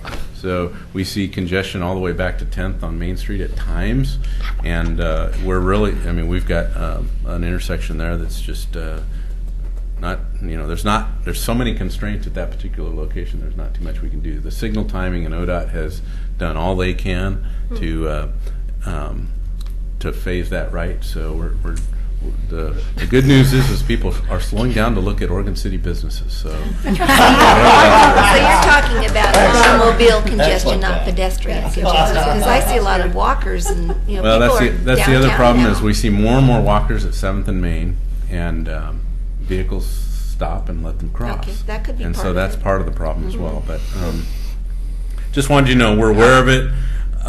We've been working with ODOT to do the best they can to work with signal timing there, so that it's mostly the PM peak. So trying to get out of town sometimes gets pretty congested. So Kathy, did you have a comment about this? I tried to just go straight past the bridge. I didn't even want to take a right. I just wanted to get across the traffic. But the signal going that way, and then you have the stop, which somebody sometimes blows, like they did. You mean go left? They go You're not left. They supposed to. blew it. And I thought, oh no, I didn't do that the other day. But this person really, it was worse than a California stop. But it is because there's a stop there and they're sharing, and that light is so long just to go home and up South End Road. I mean, it's really, the timing is, that signal has got to get better. Tom? John, I'd just like to encourage you to be happy with what you've got. Wait until the Willamette Falls Legacy Project is completed and we get another 1,800 people a day. I'll guarantee you I won't be down there at peak hour. Count your blessings. So you've all heard of the Municipal Elevator Illuminate Oregon City project. That's moving forward as well. The artist, I think, is in town this week taking pictures and doing preparation work for that art project. In the meantime, on Wednesday night, we are going to recommend to the City Commission to award a contract to paint the elevator, add some signage, work on some lighting. So that was like kind of the prepping the canvas piece. So we hope to move forward with that project as well. Lots of in-house, sealing the cracks and getting ready for the chip seal. We're well ahead of schedule. Like I said, we've never seen our slurry seal contract completed this early in the year. So our street crew is doing a great job with kind of getting out in front of them. They're already working on crack sealing for next year's list. Working on a sanitary sewer master plan, which most people don't get real interested about sanitary sewer master plans, but we're working on one of those, and we'll have to get that adopted as well. It's going to incorporate a lot of the South End concept plan needs out there as well. We've got a pump station that's in design phase, just looked at 50% plans for that project. We're replacing water line on Claremont Road. That's the one water line project that we are taking. It's pipe replacement project, so one of those projects that we talked about that we have a little bit of funding for, and we only had enough to complete half of Claremont Road. The whole thing needs to be replaced, but we're only going to take on half of it. Did you have a question about South End again? Yeah, you talked about a pump station. Is that on South End Road then? No, that's Barkley Hills Pump Station. It's over on the other side of Newell. You said float in, and actually, to tell you the truth, my husband said you change the subject then, because I do that too.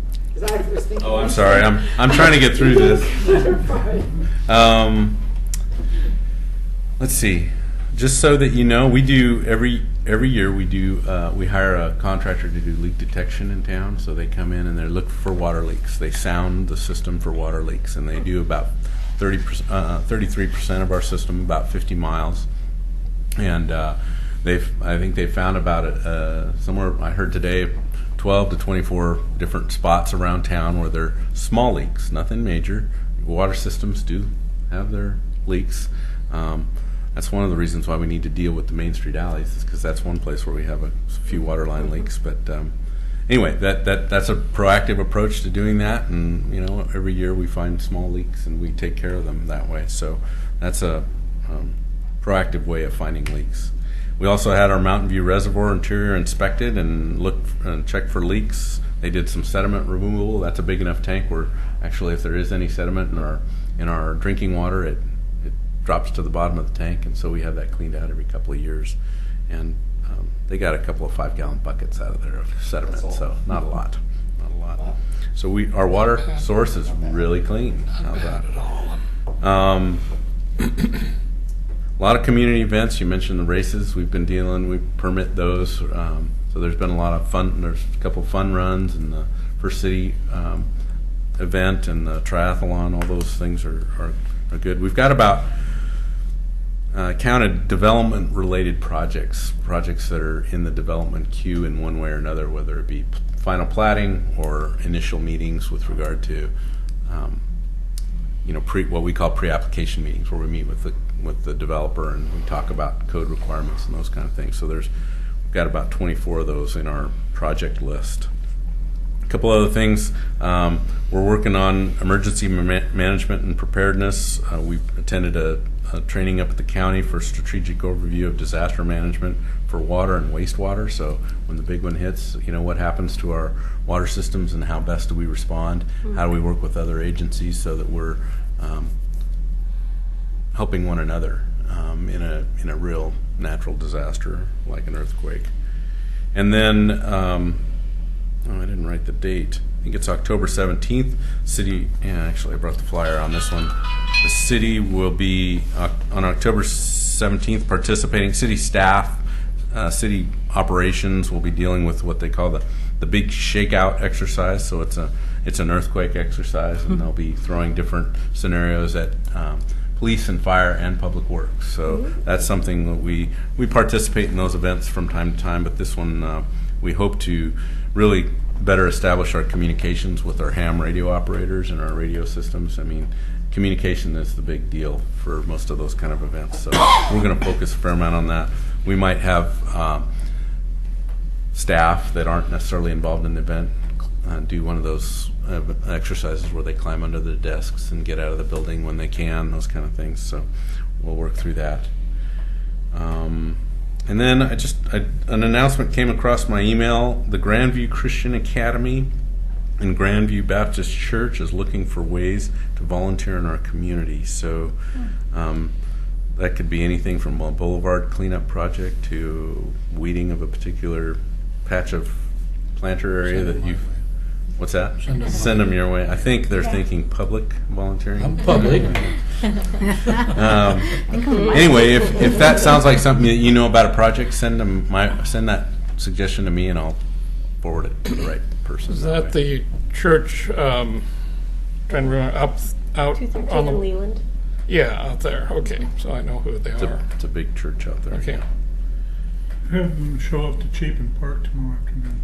That's right. Tomorrow afternoon is, well, I'll let you guys go through your announcements. That's all I have. Thank you. Okay. Well, the next thing on our agenda would be the approval of our minutes from our last meeting. Did everyone get a chance to read them? And do we have any comments before I accept a motion to approve? Oh, Ingra.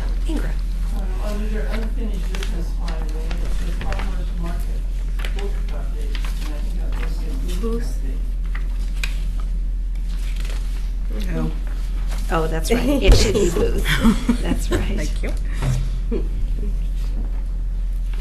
Are there any other corrections that people would like to have noted? Well, then I would entertain a motion to accept these minutes as corrected. So move. Kathy moved. Any second? Second. Bob, okay. Any discussion before we vote? All right, I guess we have to do it the long way, don't we? Yeah. Okay. Tony? Yes. Paul? Yes. Amber? Aye. Amy? Yes. Kathy? Yes. Tom? Aye. Steve? Yes. Faith? Yes. Alice? Yes. Bob? Yes. Barbara? Yes. Ingrid? Marianne? Yes. Todd? Abstain. And Brian? Yes. That passes. Okay, thank you. Under unfinished business, I want to just share some farmers market booth update. Mike Berman has had a real challenge with the other things on his plate, namely his business and also some other coordinating. So he hasn't been successful in having a booth up at the market yet. The suggested Saturday would be the 3rd, and that has passed. So the next third Saturday would be the 17th of August. And I know that a lot of you volunteered to help him at our last meeting, and so I'm sure he has the list of names. So if you're still interested in doing that, he will be contacting you for that date. So if you could put it on your calendar and just kind of keep it open in case he needs you to help with that. And then also under unfinished business, we will not be meeting in September because it's on Labor Day. And it's too hard to get this off this meeting room on any other date than the one that we already have scheduled. So we agreed last meeting by vote, I believe, to just cancel the September meeting. So we'll be meeting again in October. And before we get down to some business that relates to that, under new business, I wanted to bring up National Night Out, which is tomorrow. And in relation to our booth for Farmers Market, I committed to Chris Wadsworth that we would indeed set up that booth at Neighbors Night Out, which we don't really have yet. So Katie, I'm hoping that I can get some things from you tomorrow. Like we talked about a map and some leadership information on the neighborhoods. And also I'm looking for people to help me set it up and tear it down. I have volunteered to Michael, since he's kind of in charge of this booth, that I would woman it throughout the picnic. And I would love it if anyone wanted to come and be with me, but it's not necessary. Mostly what I'm concerned about is set up and tear down, which shouldn't be a big deal. It would be a canopy, a table, an easel with a map on it, and just some handouts. So is anyone available tomorrow night? Let's see, setup is between 4:30 and 5:15. Is anybody available at that time to help me with that? Ingra, thank you. Anybody else? I need about four people, including me, so I really need 2 more people. What do you need set up? Mostly it's the canopy. It takes 4 people to pull it apart. It's just one of those expandable ones. Can you help, Tony? Okay. If I had 1 more person, I'd have a complete. Oh, you do? Oh, great. Okay, great. 1 more person, please. Can anybody just help for a little while? What time for the setup? I would like to start at 4:30. Are you available that early, Tony? I'm at 10. Okay, and Ingrid, you're good for 4:30? Okay. Well, if no one else can do it, I understand, and maybe we can grab somebody else that's setting up, and they can help me with the I'll candidate. help you. Would you, Bob? Okay, good. I'm good to go then. Okay, and then, that was our new business. Does anyone else have anything that would fall under new business before we proceed to committee reports? Okay, then our next item of discussion is our CIC bylaws. Bob LaSalle. On the cover letter that I put out with the changed bylaws, I put down at the bottom that we would be having a vote for approval in September. Well, now that we're not meeting in September, that's going to be a little difficult.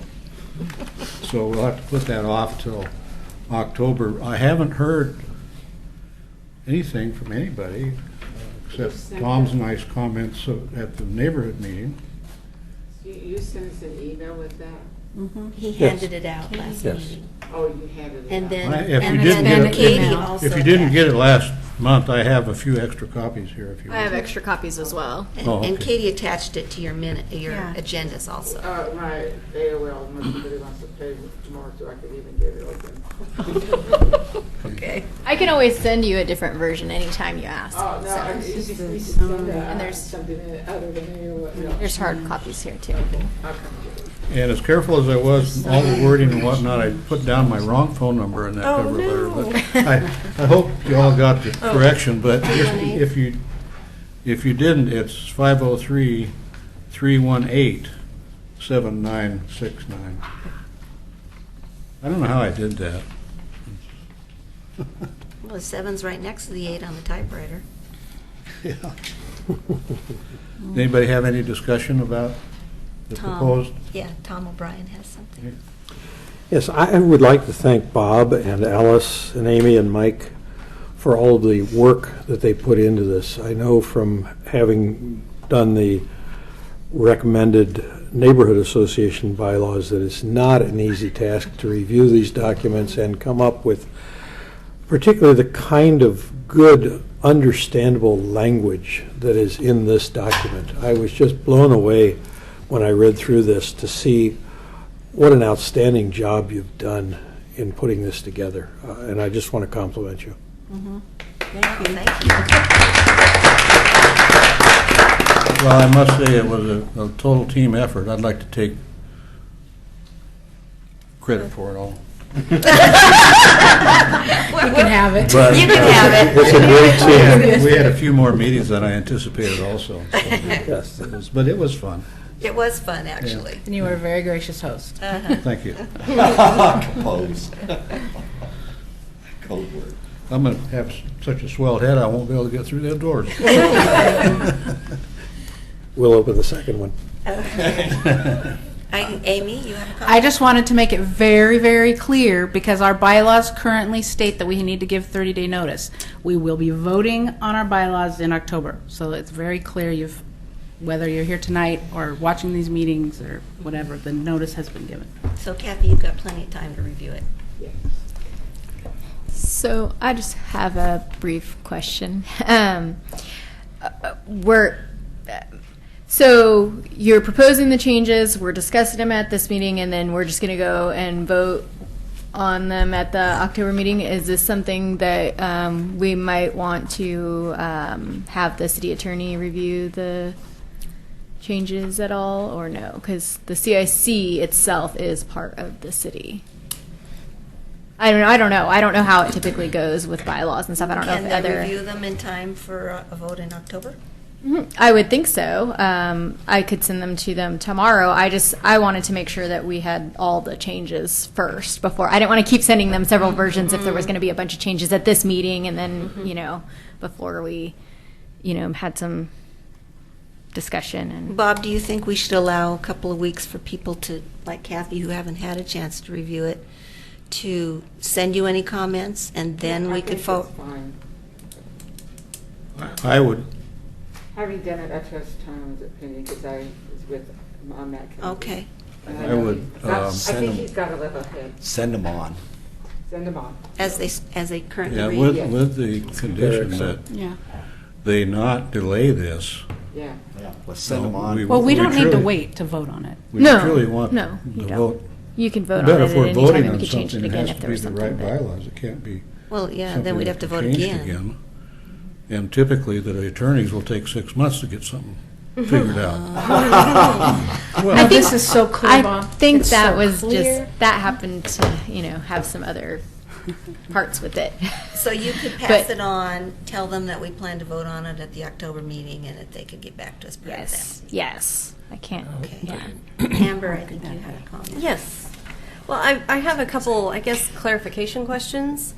And I think it would just be to whomever from the Bylaws Review Committee wants to take a stab at it. Actually, no, this one could go to anyone.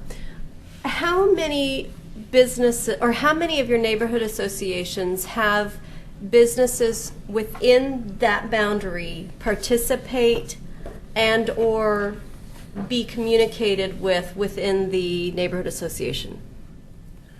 We in Park Place allow their participation, but we haven't seen we haven't seen them at our general meetings. However, they have given us prizes for door prizes and stuff. Mm-hmm, mm-hmm. And so they're made aware of the meetings? Oh, yeah. and In those fact, kinds of we things? post Mhm. notices at Steve's Market, which is the main The main. yeah, the main guy there, so he allows us to do that. And I would echo that in McLaughlin. We always invite Mhm. our business owners. When we had a newsletter, it went out to them as well. We don't have that now, but they're still getting the postcard, I believe. Is that true? I think we'd have to check on that because I believe the mailing lists are pulled for residential Is it? addresses. I'll have to double The check. last time that I looked at all of the mailing lists, the Chamber of Commerce got a notice for each of the neighborhood association meetings. Because they've requested That's it. for the chamber. Yeah, because they've requested But it. Katie's going to Okay. check on business. But I'll have to check on business. That would be good to know. I know for Gaffney Lane, just because we just had our meeting and I was around at several different businesses and they were all aware of it. Mhm. They not always able to come. We've had a couple come now and then, but And I think like we have the signs now and they're out so anybody that goes by, if they have an in-home business or South End even store could even come to Hazel Grove because it's connected close enough to us. Sure. So if they want Yeah. to. I used to post the meeting notices on their business and they had come Oh, and good. it was concerning because, they're afraid if businesses come, their business will fail. So they have They're- come. I'm sorry, they're concerned, if they come to a neighborhood No, they're association concerned meeting? with the South End concept plan, so they had come to some things. Okay. Because, More so, I'm just wondering how many businesses are choosing to engage in your local neighborhood associations? Very few. Very Well, few. the Two Rivers is a little different because the majority of addresses are business. Correct. There's maybe 30, we're not sure exactly, but maybe 30 actual residents, which is just the opposite of most neighborhood associations. Right. Because our area is below the cliffs and wrapping out on the west side of Clackamas Drive, the county plant area, areas like that. So we have very little, residents. Right. I'm one of them, but and so we've got a real different issue. That may change over time, with a plan to have more upper level residential, but there's only a little bit of it in place at this point in time. Mhm. So I know, Madam Chair, that my time's expired, but there was some involvement. Yes, you can. Thank you. So, Two Rivers brings up an excellent question in that if we are in fact moving to a situation, and forgive me while I look for this, representatives in the CIC, at least, must reside within the boundaries of the neighborhood association which they represent to include adjacent urban growth boundaries. So the folks in the Two Rivers, their CIC rep is confined to a resident only. correct. Okay. And we're having trouble getting, you probably know about the percentage of the actual residents that will show up for your meeting. Sure. And since we might only have 30 or so residents, I'm the only one showing up. That's an actual resident. Yes. Yeah, so we have problems here, and Can you count guests at River Shore? what? Can you count guests at River Shore? Yeah, we've been meeting there, and our vice president was one of the managers there, and he can't get away enough to even attend our meeting. Even though he's there, he sort of shows up, and if he shows up at the right moment, he might actually get to vote on something. But he isn't a legal representative here. So I thought actually that it's, if you had a vested interest, if you had a business in that neighborhood. Yeah, our bylaws actually allow businesses to participate at the level of the neighborhood association. but with the changes proposed for the bylaws, it will be very much not the case. Yeah, On the because CIC level. At the correct. CIC level, Right, it would have to correct. be a resident. Yes, that's Yeah, correct. and we're going to continue to try to see if we can generate more interest, but there's just a few houses. There's one next to me, and then several on the north end of the downtown area. And there's a few upper level apartments. Right. And that's it. It might be there will hard just for you There to, will be more. Yeah, there will. I have no doubt. Yeah. I have no doubt that there will be more. Yeah, but over time, it's I just- definitely with an emphasis on time. It's going to take a while, but it will happen. I don't know if I need to kick the rest of the businesses, try to kick the rest of the businesses in the butt and say, you need to be engaging with your local neighborhood associations. Everybody's very time poor, but I guess there's part of me that will, if the input from the chamber, being the only representative from the business community on CIC, if my input is only that as an observer or participant, not as a voting member, will my input be valued in a vote? And that's really where it comes down to. Am I just, is the chamber seat just a nice position to feel good? well, I think that we would value your opinions just as we do John's. And And Katie's. with the same amount of strength, I think. Exactly. That's the way I feel. You go about to it, and meetings that's- that we don't all go to, and so you bring information that we need. Right. I think you bring a lot to our committee in terms of information and knowledge that we don't have as residents, but you possess because of your key role with the chamber. And you talk to a lot of people who we would never manage to get to our meetings. And, Right. that is valuable in making decisions. But Amber, are you're not. That's not really what you're talking about, is it? I'm hearing something different. I'm hearing that the businesses don't. If you're in the Two Rivers, and you're a business owner, you don't have a voice, a voting voice, right? Is that right? On CIC. On the CIC. On the CIC. So no business person from Two Rivers could ever serve on CIC. And now they're saying neither can Amber Correct. vote. Vote. She Voting. She can be on here, but not a voting member. That's what this bylaw change is saying. And if I can just, when we met as a group and we read what our mission and our vision is, this is about the people living in Oregon City. We want to be engaged with the businesses, but this forum is for the residents, for the people. I would love if every business in my neighborhood association would come, because I think that that's valuable, but I think it's more valuable at that level than it is here, because you can give voice, but are you voicing for the people up down in Kenema and the people up in Park Place? There's such a wide variety, like it's been mentioned before, with businesses all over the city.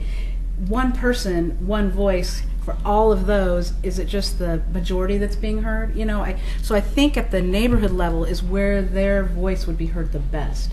And then it's up to us at the neighborhood level to then bring that voice to the CIC. Because we, even though we're the residents, can speak for our businesses. So just because we're a resident doesn't mean we're not going to share that voice of the businesses if they would come. Amber, your input is so very important and valuable, but I found as an example in Kenema, where we don't have a lot of businesses, but I have tried to create an interactive update of them, and what I'm doing is I continuously send them emails and keep them updated with the issues that are percolating, not only in Kenema but across the city. And I get comment back from them saying thank you. Good. Yeah. That's wonderful. And it's just kind of forcing the outreach. And they honestly feel as if no one really is forcing the outreach. And so when you do it, they come back and they're very happy. Good, thank you. Steve, you've been very patient. You have a comment. I hope you haven't forgotten what it was. Well, like so many other neighborhoods, ours is issue generated. In other words, if there are issues in the neighborhood, we get more people showing up to discuss the issue. And I think our business people really should pay attention to that. Is just like Amy was saying, if they have issues, they can bring it to the neighborhood association and have it heard, and have our representatives bring it to CIC. But you know, you can't just dream up issues. Well, please don't. Right. Oh, no, I wasn't suggesting doing that at all. All I'm saying is that, unfortunately, that's the nature of the beast. Right. Yep. Thank you for that. I was going to mention one of the business people most active in Two Rivers is Michael Berman, who was actually a member of yet another neighborhood association, Paul, and but we were aware of the problem of having people ending up voting twice, because they're. But at the same time, at this moment we don't have enough residential people within that neighborhood association. Well, and I've got 1,300 mailers going out, and I can't get a second rep either, so I feel your pain. It's not just because of the business. We are time poor. Yeah. Or choices. Bob, you want to finalize your discussion? Well, Katie gave me a copy with several notes on it. I'll have to get back to you. Yeah, okay. Because Sorry. there's numerous things. That's fine. No, I think we're moving along real good on this. If you still have any comments or suggestions to me, why, again, my phone number is 503-318-7969. That's my cell phone. And it's usually on my body, like tonight when I forgot to turn it off until about halfway through the meeting here. Okay. So that's all. And we'll plan, hopefully, to vote on this in October, Right. since they will have been given. Whether or If not there are any the changes- attorneys get through it or not. If there are any changes, we need to make sure that they're sent out 30 days. Yeah, that's the We key. need to get those out, so Because we anything would like to we vote in change. October. So sorry, I don't want to keep drilling this. How does that work exactly? So say the city attorney, has some proposed changes, but we might not agree with them, or the CIC might not agree with them. So I can get you the proposed, changes that they might have. Does that go back to the committee, and then the committee reviews it and talks about it, and then they send out what they've decided, no matter city attorney's opinion or not? Or, how does that work exactly? That's That what sounds right. we would have to keep working on it and making the changes through the committee until the final vote, but then the final vote has to be 30 days. Right. You have to have reviewed it, yeah. Official notification. Everyone to the Notification, members. yeah. Tom, you have a and I get comment? that. Yes, it's my understanding, and I think the attorneys would agree with this, that bylaws is a document which at any point in time, as long as you follow the procedures outlined therein, can be changed. Right. So it would not be something that we have to necessarily change before October even. If the city attorney offers suggestions and they do go back to a standing committee for the bylaws for consideration, they could be adopted in January or February or April or whenever. But I think that this particular document, since we have waited so long to really bring it about and handle it properly, we maybe want to think about going forward with the vote in October. I wish I were going to be here in October. Unfortunately, I'm not. But I just think that, you know, other organizations that I've belonged to, as long as the proper procedures are followed, a bylaw can be updated at any time. So if changes need to be needed, and they will eventually anyway be needed, we make them at that point. That is true. Well, my last comment would be, though, if we can get their comments beforehand to know what they are, that would be nice. Okay, the next committee report would be crime prevention. Todd, we didn't get a written report from you. Do you have anything to share verbally? I don't have any update for today. Okay, all right, thank you. And land use, Paul, we talked before the meeting, nothing in that regard. Transportation, Bob, you did submit a written report. Do you want to comment on that at all? No. Very good, Bob. Wow. Okay, well, you all saw it, so there you have it. All right, well, then our next item is our round table, and I'm going to start with Tony on the right side of the room. Hello, everybody. Hi. So, so far so good with the Berkeley Hills neighborhood. We had a meeting July 9th, and it was the quarterly meeting, and the attendance was great, actually. And the reason isn't like you were just talking about, you send out all these postcards and nobody shows up to the meeting. So I met with some of the neighbors while we were doing the Berkeley Hills Island cleanup a few months ago, and we were discussing, so how do we get around to actually getting the people, the neighbors involved in what's going on, since nobody shows up. And meanwhile, Katie, some of them were complaining that they don't get the postcards. That I don't know if the addresses are not in the mailing system, but almost always people say they don't get what you mail them. It's pretty routine, so I wouldn't feel bad about that. Okay. So, but this time, we decided, why don't we just try to get out of the box a little bit? So we said, okay, Berkeley Hills neighborhood, thinking about HOA fees. Come on, vote yes or no. Yeah. What about 70-something people show up, which is, amazing. And so, according to our bylaws, and so I know Katie brought that up, that, if it's actually quite the wording and everything. So, we're not supposed to we can't impose a HOA fees.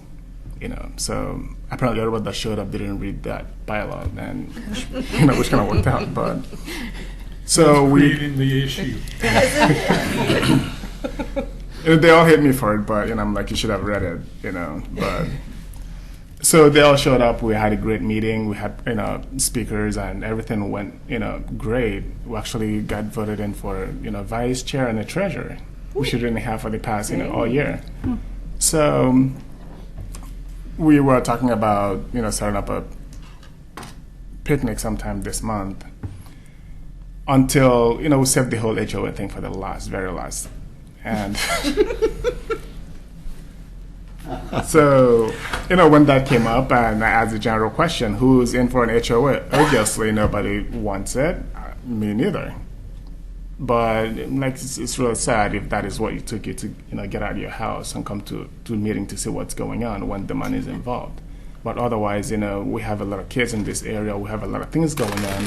Some people complain about their cars, getting, broken into, but none of you even care about that stuff. And, when there's a lot of money involved on the table, you all should. I didn't even know you all usually get the postcards.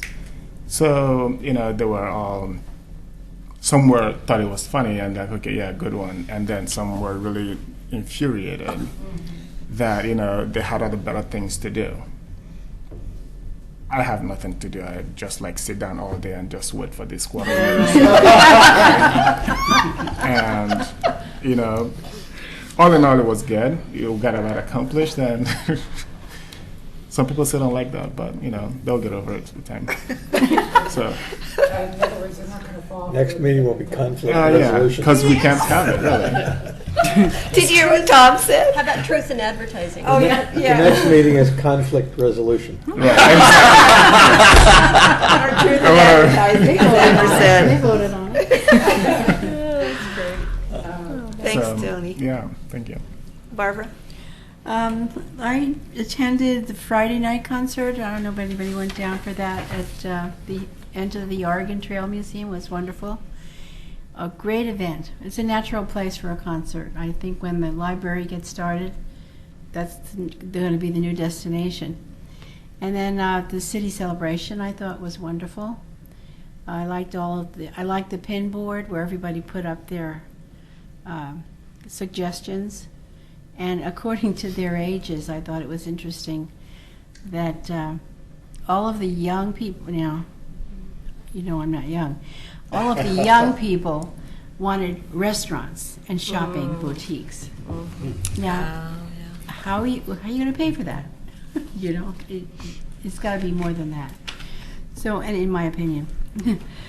But as far as National Night goes, the Barlow Crest and Trailview neighborhoods are doing their own National Night Out. They've done that before, right at the corner of Winston and Arnell. And they have big signs out, speaking of signs, at both entrances. Yeah, announcing it for tomorrow night. Very tastefully done, I understand. Yes. Yeah, respectful. Yes, very nice. So we'll be attending that. Well, Kenema is also going to have its annual picnic on tomorrow night. Oh, okay. And this is a time when we bring people together and try to get people to the families and everybody to kind of talk about Kenema and what their priorities are.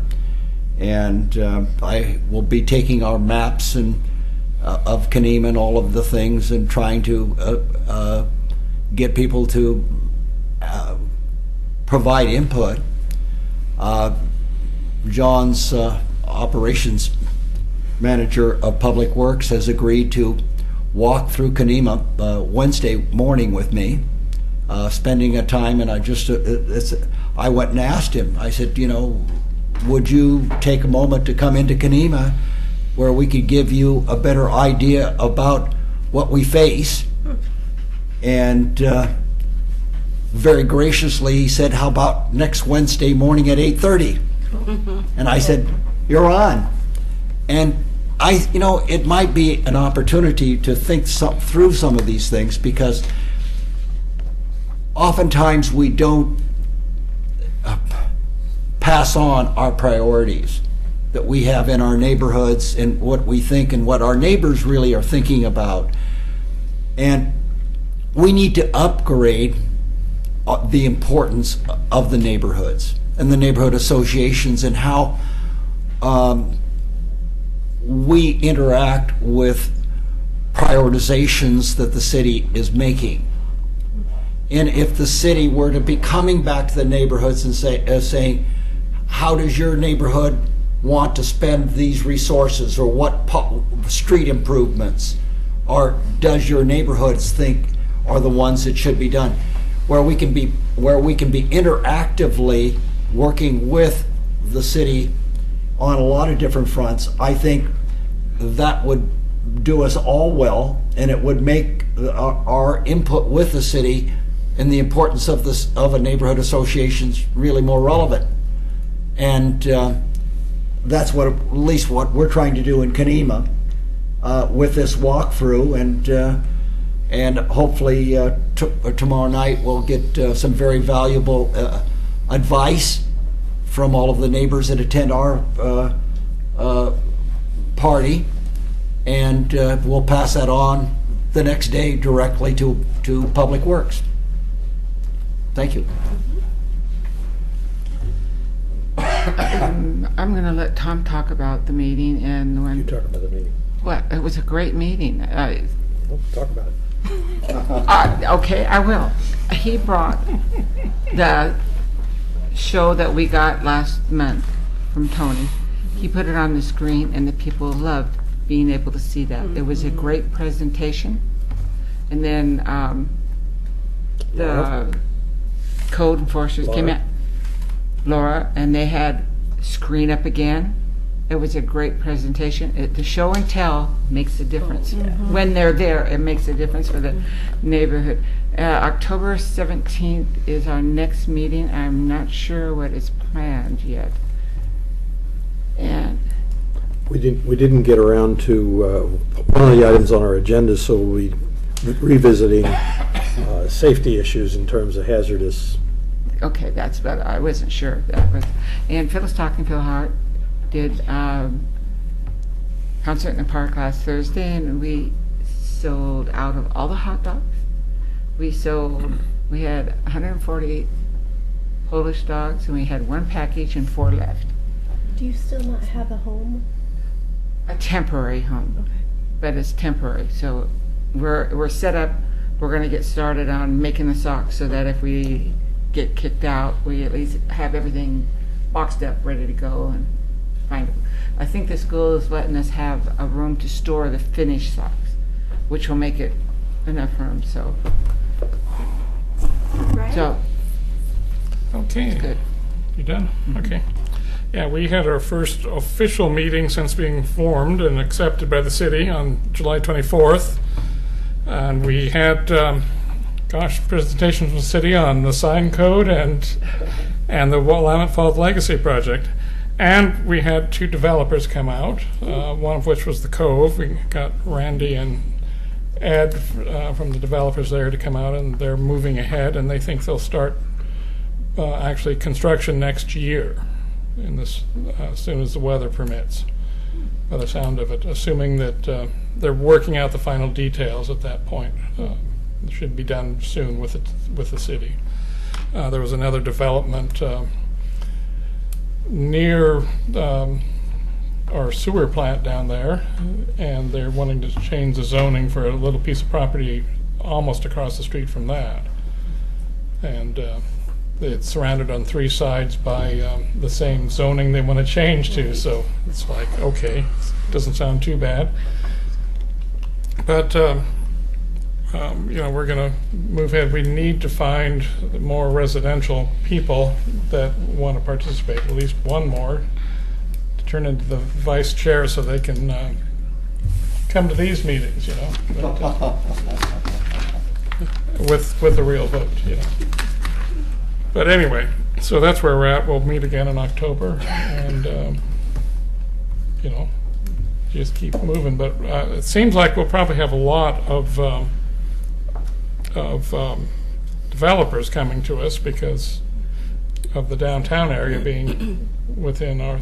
I'm not sure at what point they have to come before us. There was one that I just got an email on that's just changing the facade downtown on a building, so, but we may need to, since you're going before the city council, we may need to talk with them as well, have them present to us, so we'll see how that all works out. Okay. Tom, did you have anything to add about your? Yeah, I have an item relative to an upcoming event, and just give you a little background on it. Mentioned once before that roughly 85% of the residents in our neighborhood have paid system development charges toward parks in the city, and at the present time we have a 3.5 acre parcel that the city was able to purchase with Metro grant funding, but they don't have any money to build a park on that piece of land or to do very much in the way of maintenance. We've been working with them over the last year and a half as a neighborhood association and clearing out a lot of the debris, and we've filled a total of 17 dumpsters with debris so far. But we had a local Girl Scout organization come to us recently and said that the girls, in conjunction with working for their Gold Award, wanted to have a community project to work on, and was there something they could do in reference to this park in their own neighborhood that's finally, I guess, about now, Scott Archer has indicated they're going out to hire a consultant to actually develop a plan for this park and to talk to the neighborhood about what they want there. We have a lot of people who use it for walking their dogs and just walking through the nice grove of trees that's there and so forth. But there's a lot of small debris and twigs and one thing and another, and so we've agreed that this would be an opportunity for the girls to work towards their award and at the same time involve our community members. So this coming Saturday between 9 and noon, whatever time people can give to the operation, we've asked people to come with their 5-gallon buckets and their wheelbarrows and their gloves and pick up small stones and rocks and pieces of wood and what beer cans or whatever they might find on the ground, and we'll deposit them in 3 selected areas within the grounds, which then we will later come back with some of our own team and load those into more containers yet. So you're all invited to come and participate if you'd like, and meet the girls and help them in achieving their award. What is the address? It's at Filbert Run Park is what it's officially known as today. It's on Hazel Grove Drive, which is off of Central Point and goes through to Hazel Grove Drive. It's about a 3-block long street, and the park is off to the south side of that road. Amber, anything from the chamber you want to share? Sure. So I'm sure all of you remember the Oregon City Round Town magazine that we put out twice yearly. And it is time, if you have any great ideas on stories about Oregon City, like in the know, what kinds of tips and trends you might be interested in seeing or communicating out through the community. We'd love to hear your ideas. And let's see, the other piece is the chamber. Our chamber is the only location for a free street map, a comprehensive street map, printed, beautiful colors, all those kinds of things. And it's our businesses that purchase ads to make that happen. So we get thousands of free copies to give to the residents, the new residents coming in. We share with our realtors. You would not believe how popular printed maps still are these days. And so we're happy to do that. They're not quite ready yet, but if you have any connections of folks that want to make sure that they've got their business represented, let me know. And then otherwise, starting probably end of August, we'll have those free maps available. A question on that? Sure. Since you're talking about, like, for the new residents coming in, do you have kind of like a little gift packet or a packet that you give of businesses and cards and things like that then, and the book that they maybe give out to the residents? Sure. What we typically like to do for folks considering moving to Oregon City or know that they're moving, we like to kind of cater to their needs. Sometimes if it's a family with school-age children, we pick and choose resources that are going to be more to their needs. Or if there are folks who are looking for a more laid-back and want to connect with our Pioneer Community Center, those kinds of things, we select the things that are going to be more to meet their needs. But they always include an around town and a map once we have them printed and all those other good things. But what I was thinking is because when the realtors in this community should have that little packet to give their client something new and welcoming to the community. We have several different ways that we can meet those needs, and we kind of do it when the realtors ask, because the resources are precious, and so we can't afford to just have hundreds ready to go. Yeah. Hundreds are moving in. Actually, yes. Yeah. That's a shame though, because it would benefit the businesses. We want to get them into as many hands as possible, but we only get limited quantities and have to have deeper pockets. Amber, Yes. in the real world of data mining, Mhm. would it be possible to? I've always been fascinated from an earlier life in doing transportation planning, where we did origination and destination studies, where we understand where these people are coming from and where they're going, particularly where they work. And when we have people coming in, particularly coming into new construction, houses, residential, it's important that we identify their incidents of travel, where they're going, and where do they impact our roads. And are we, as an example, right close to where Kathy is? Madam Chair, point of order, please. Maybe Yes. that's something that they can talk about later. But offline. Thank you, 127 Steve. homes go in, and we need Thank to you, know Steve. more about where they're doing. Good where call. they're going. Good call. Annual Antique Fair, August the 25th, and we are offering a 6-month trial membership for just $100. Okay. Website, go there. Okay, I'm going to share a little bit about McLaughlin neighborhood.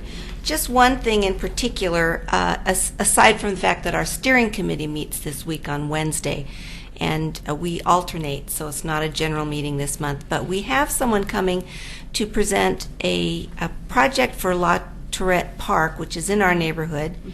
She is a social art practices project person from Portland State University. She already has presented her ideas to PRAC, and she has their permission to make some changes in that park, and she's going to share with us what she's going to do. And I don't have enough information to really understand precisely what it is, since it is, she calls it a social art practices project. And I don't even know what that means, so I'm real excited to see her presentation on Wednesday. And then lastly, this is not in McLaughlin neighborhood, but I just want to make sure that you all were emailed this flyer for Rivercrest Park. They're having a picnic on Saturday, the 10th of August. They're calling it a fun day, sponsored by Parks and Rec, and there will be games, bicycle safety clinic, barbecue lunch that's free. And if anybody, were you gonna disclose? No, I brought extras. if Good. anybody Okay. wants them. And I'll put this one up here too. I can't go to it, so someone can have my flyer. That's all I have. Gaffney Lane, we purchased 4 signs that look a lot like Tom's that you showed us. And I put those up, got lots of comments. It didn't necessarily draw. We had several new people come. Good. We had small numbers, but a great participation from those that came. Unfortunately, one of our signs disappeared in between the beginning of the. I checked it in the afternoon, and then when I went to pick it up, it was sitting right at Caulfield and 213. So, if anybody sees a sign laying somewhere that says Gaffney Lane Neighborhood Meeting in a ditch, or I'm hoping maybe it just blew that heavy metal sign, and we'll find it. I But didn't see Maybe yours, stole but Kathy, I saw your new signs. You've got new signs for our neighborhood, right? And I really like the consistency of nice signage. Yeah. Did you have the frames like Tom had? Oh. Yeah, and I did blue and yellow because that's kind of what the city was going with, and got lots of feedback from people who weren't able to come to the meeting but had seen the signs. So that was great. That was great.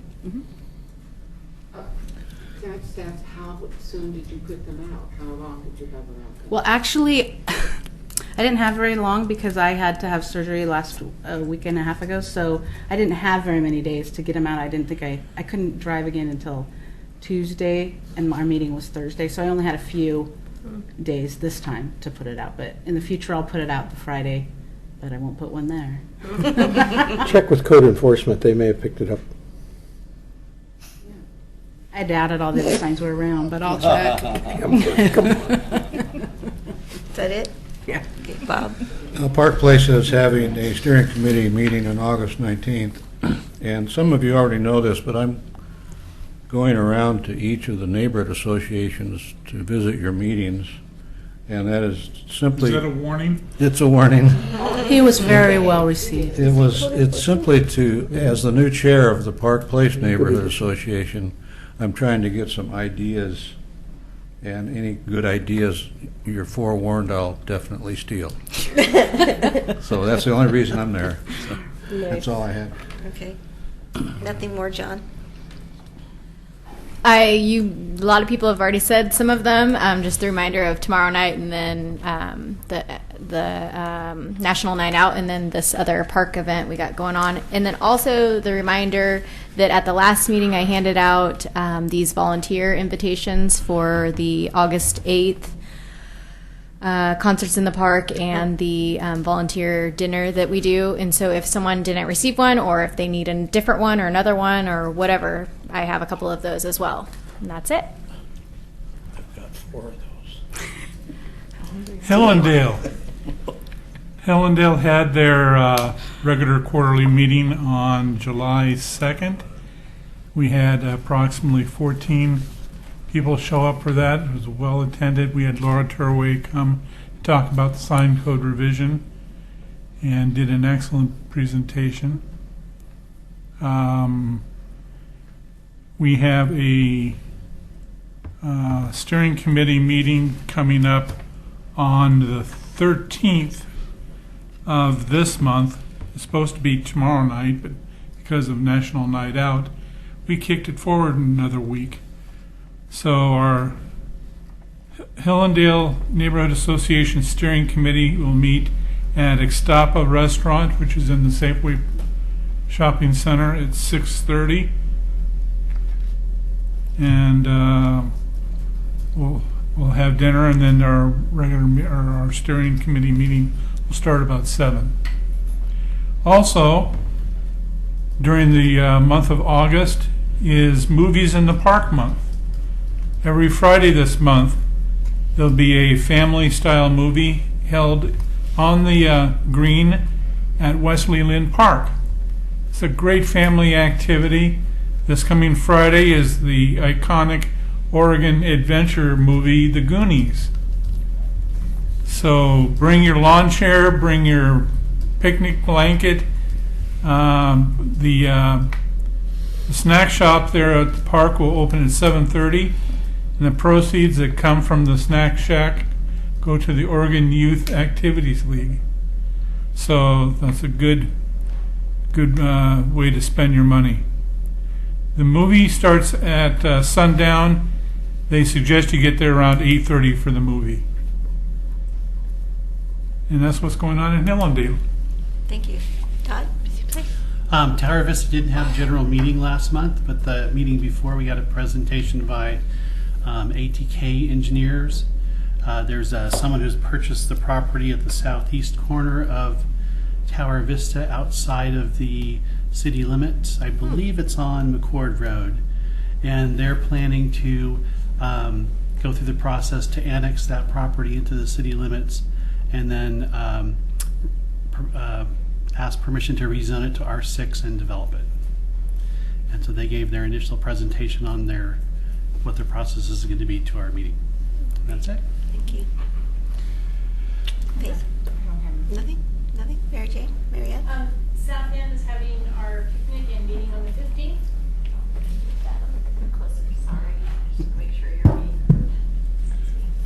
We're having our annual picnic on the 15th, as well as our meeting, and we are still looking forward to Laura Turway's presentation and the Willamette Falls Legacy Project. Where is your picnic? Oh, I'm sorry, it's at Chapin Park. Food's at 6:30 and the meeting starts at 7. Great. Okay. Okay. We are adjourned at 9:32. Thank you for staying, everyone.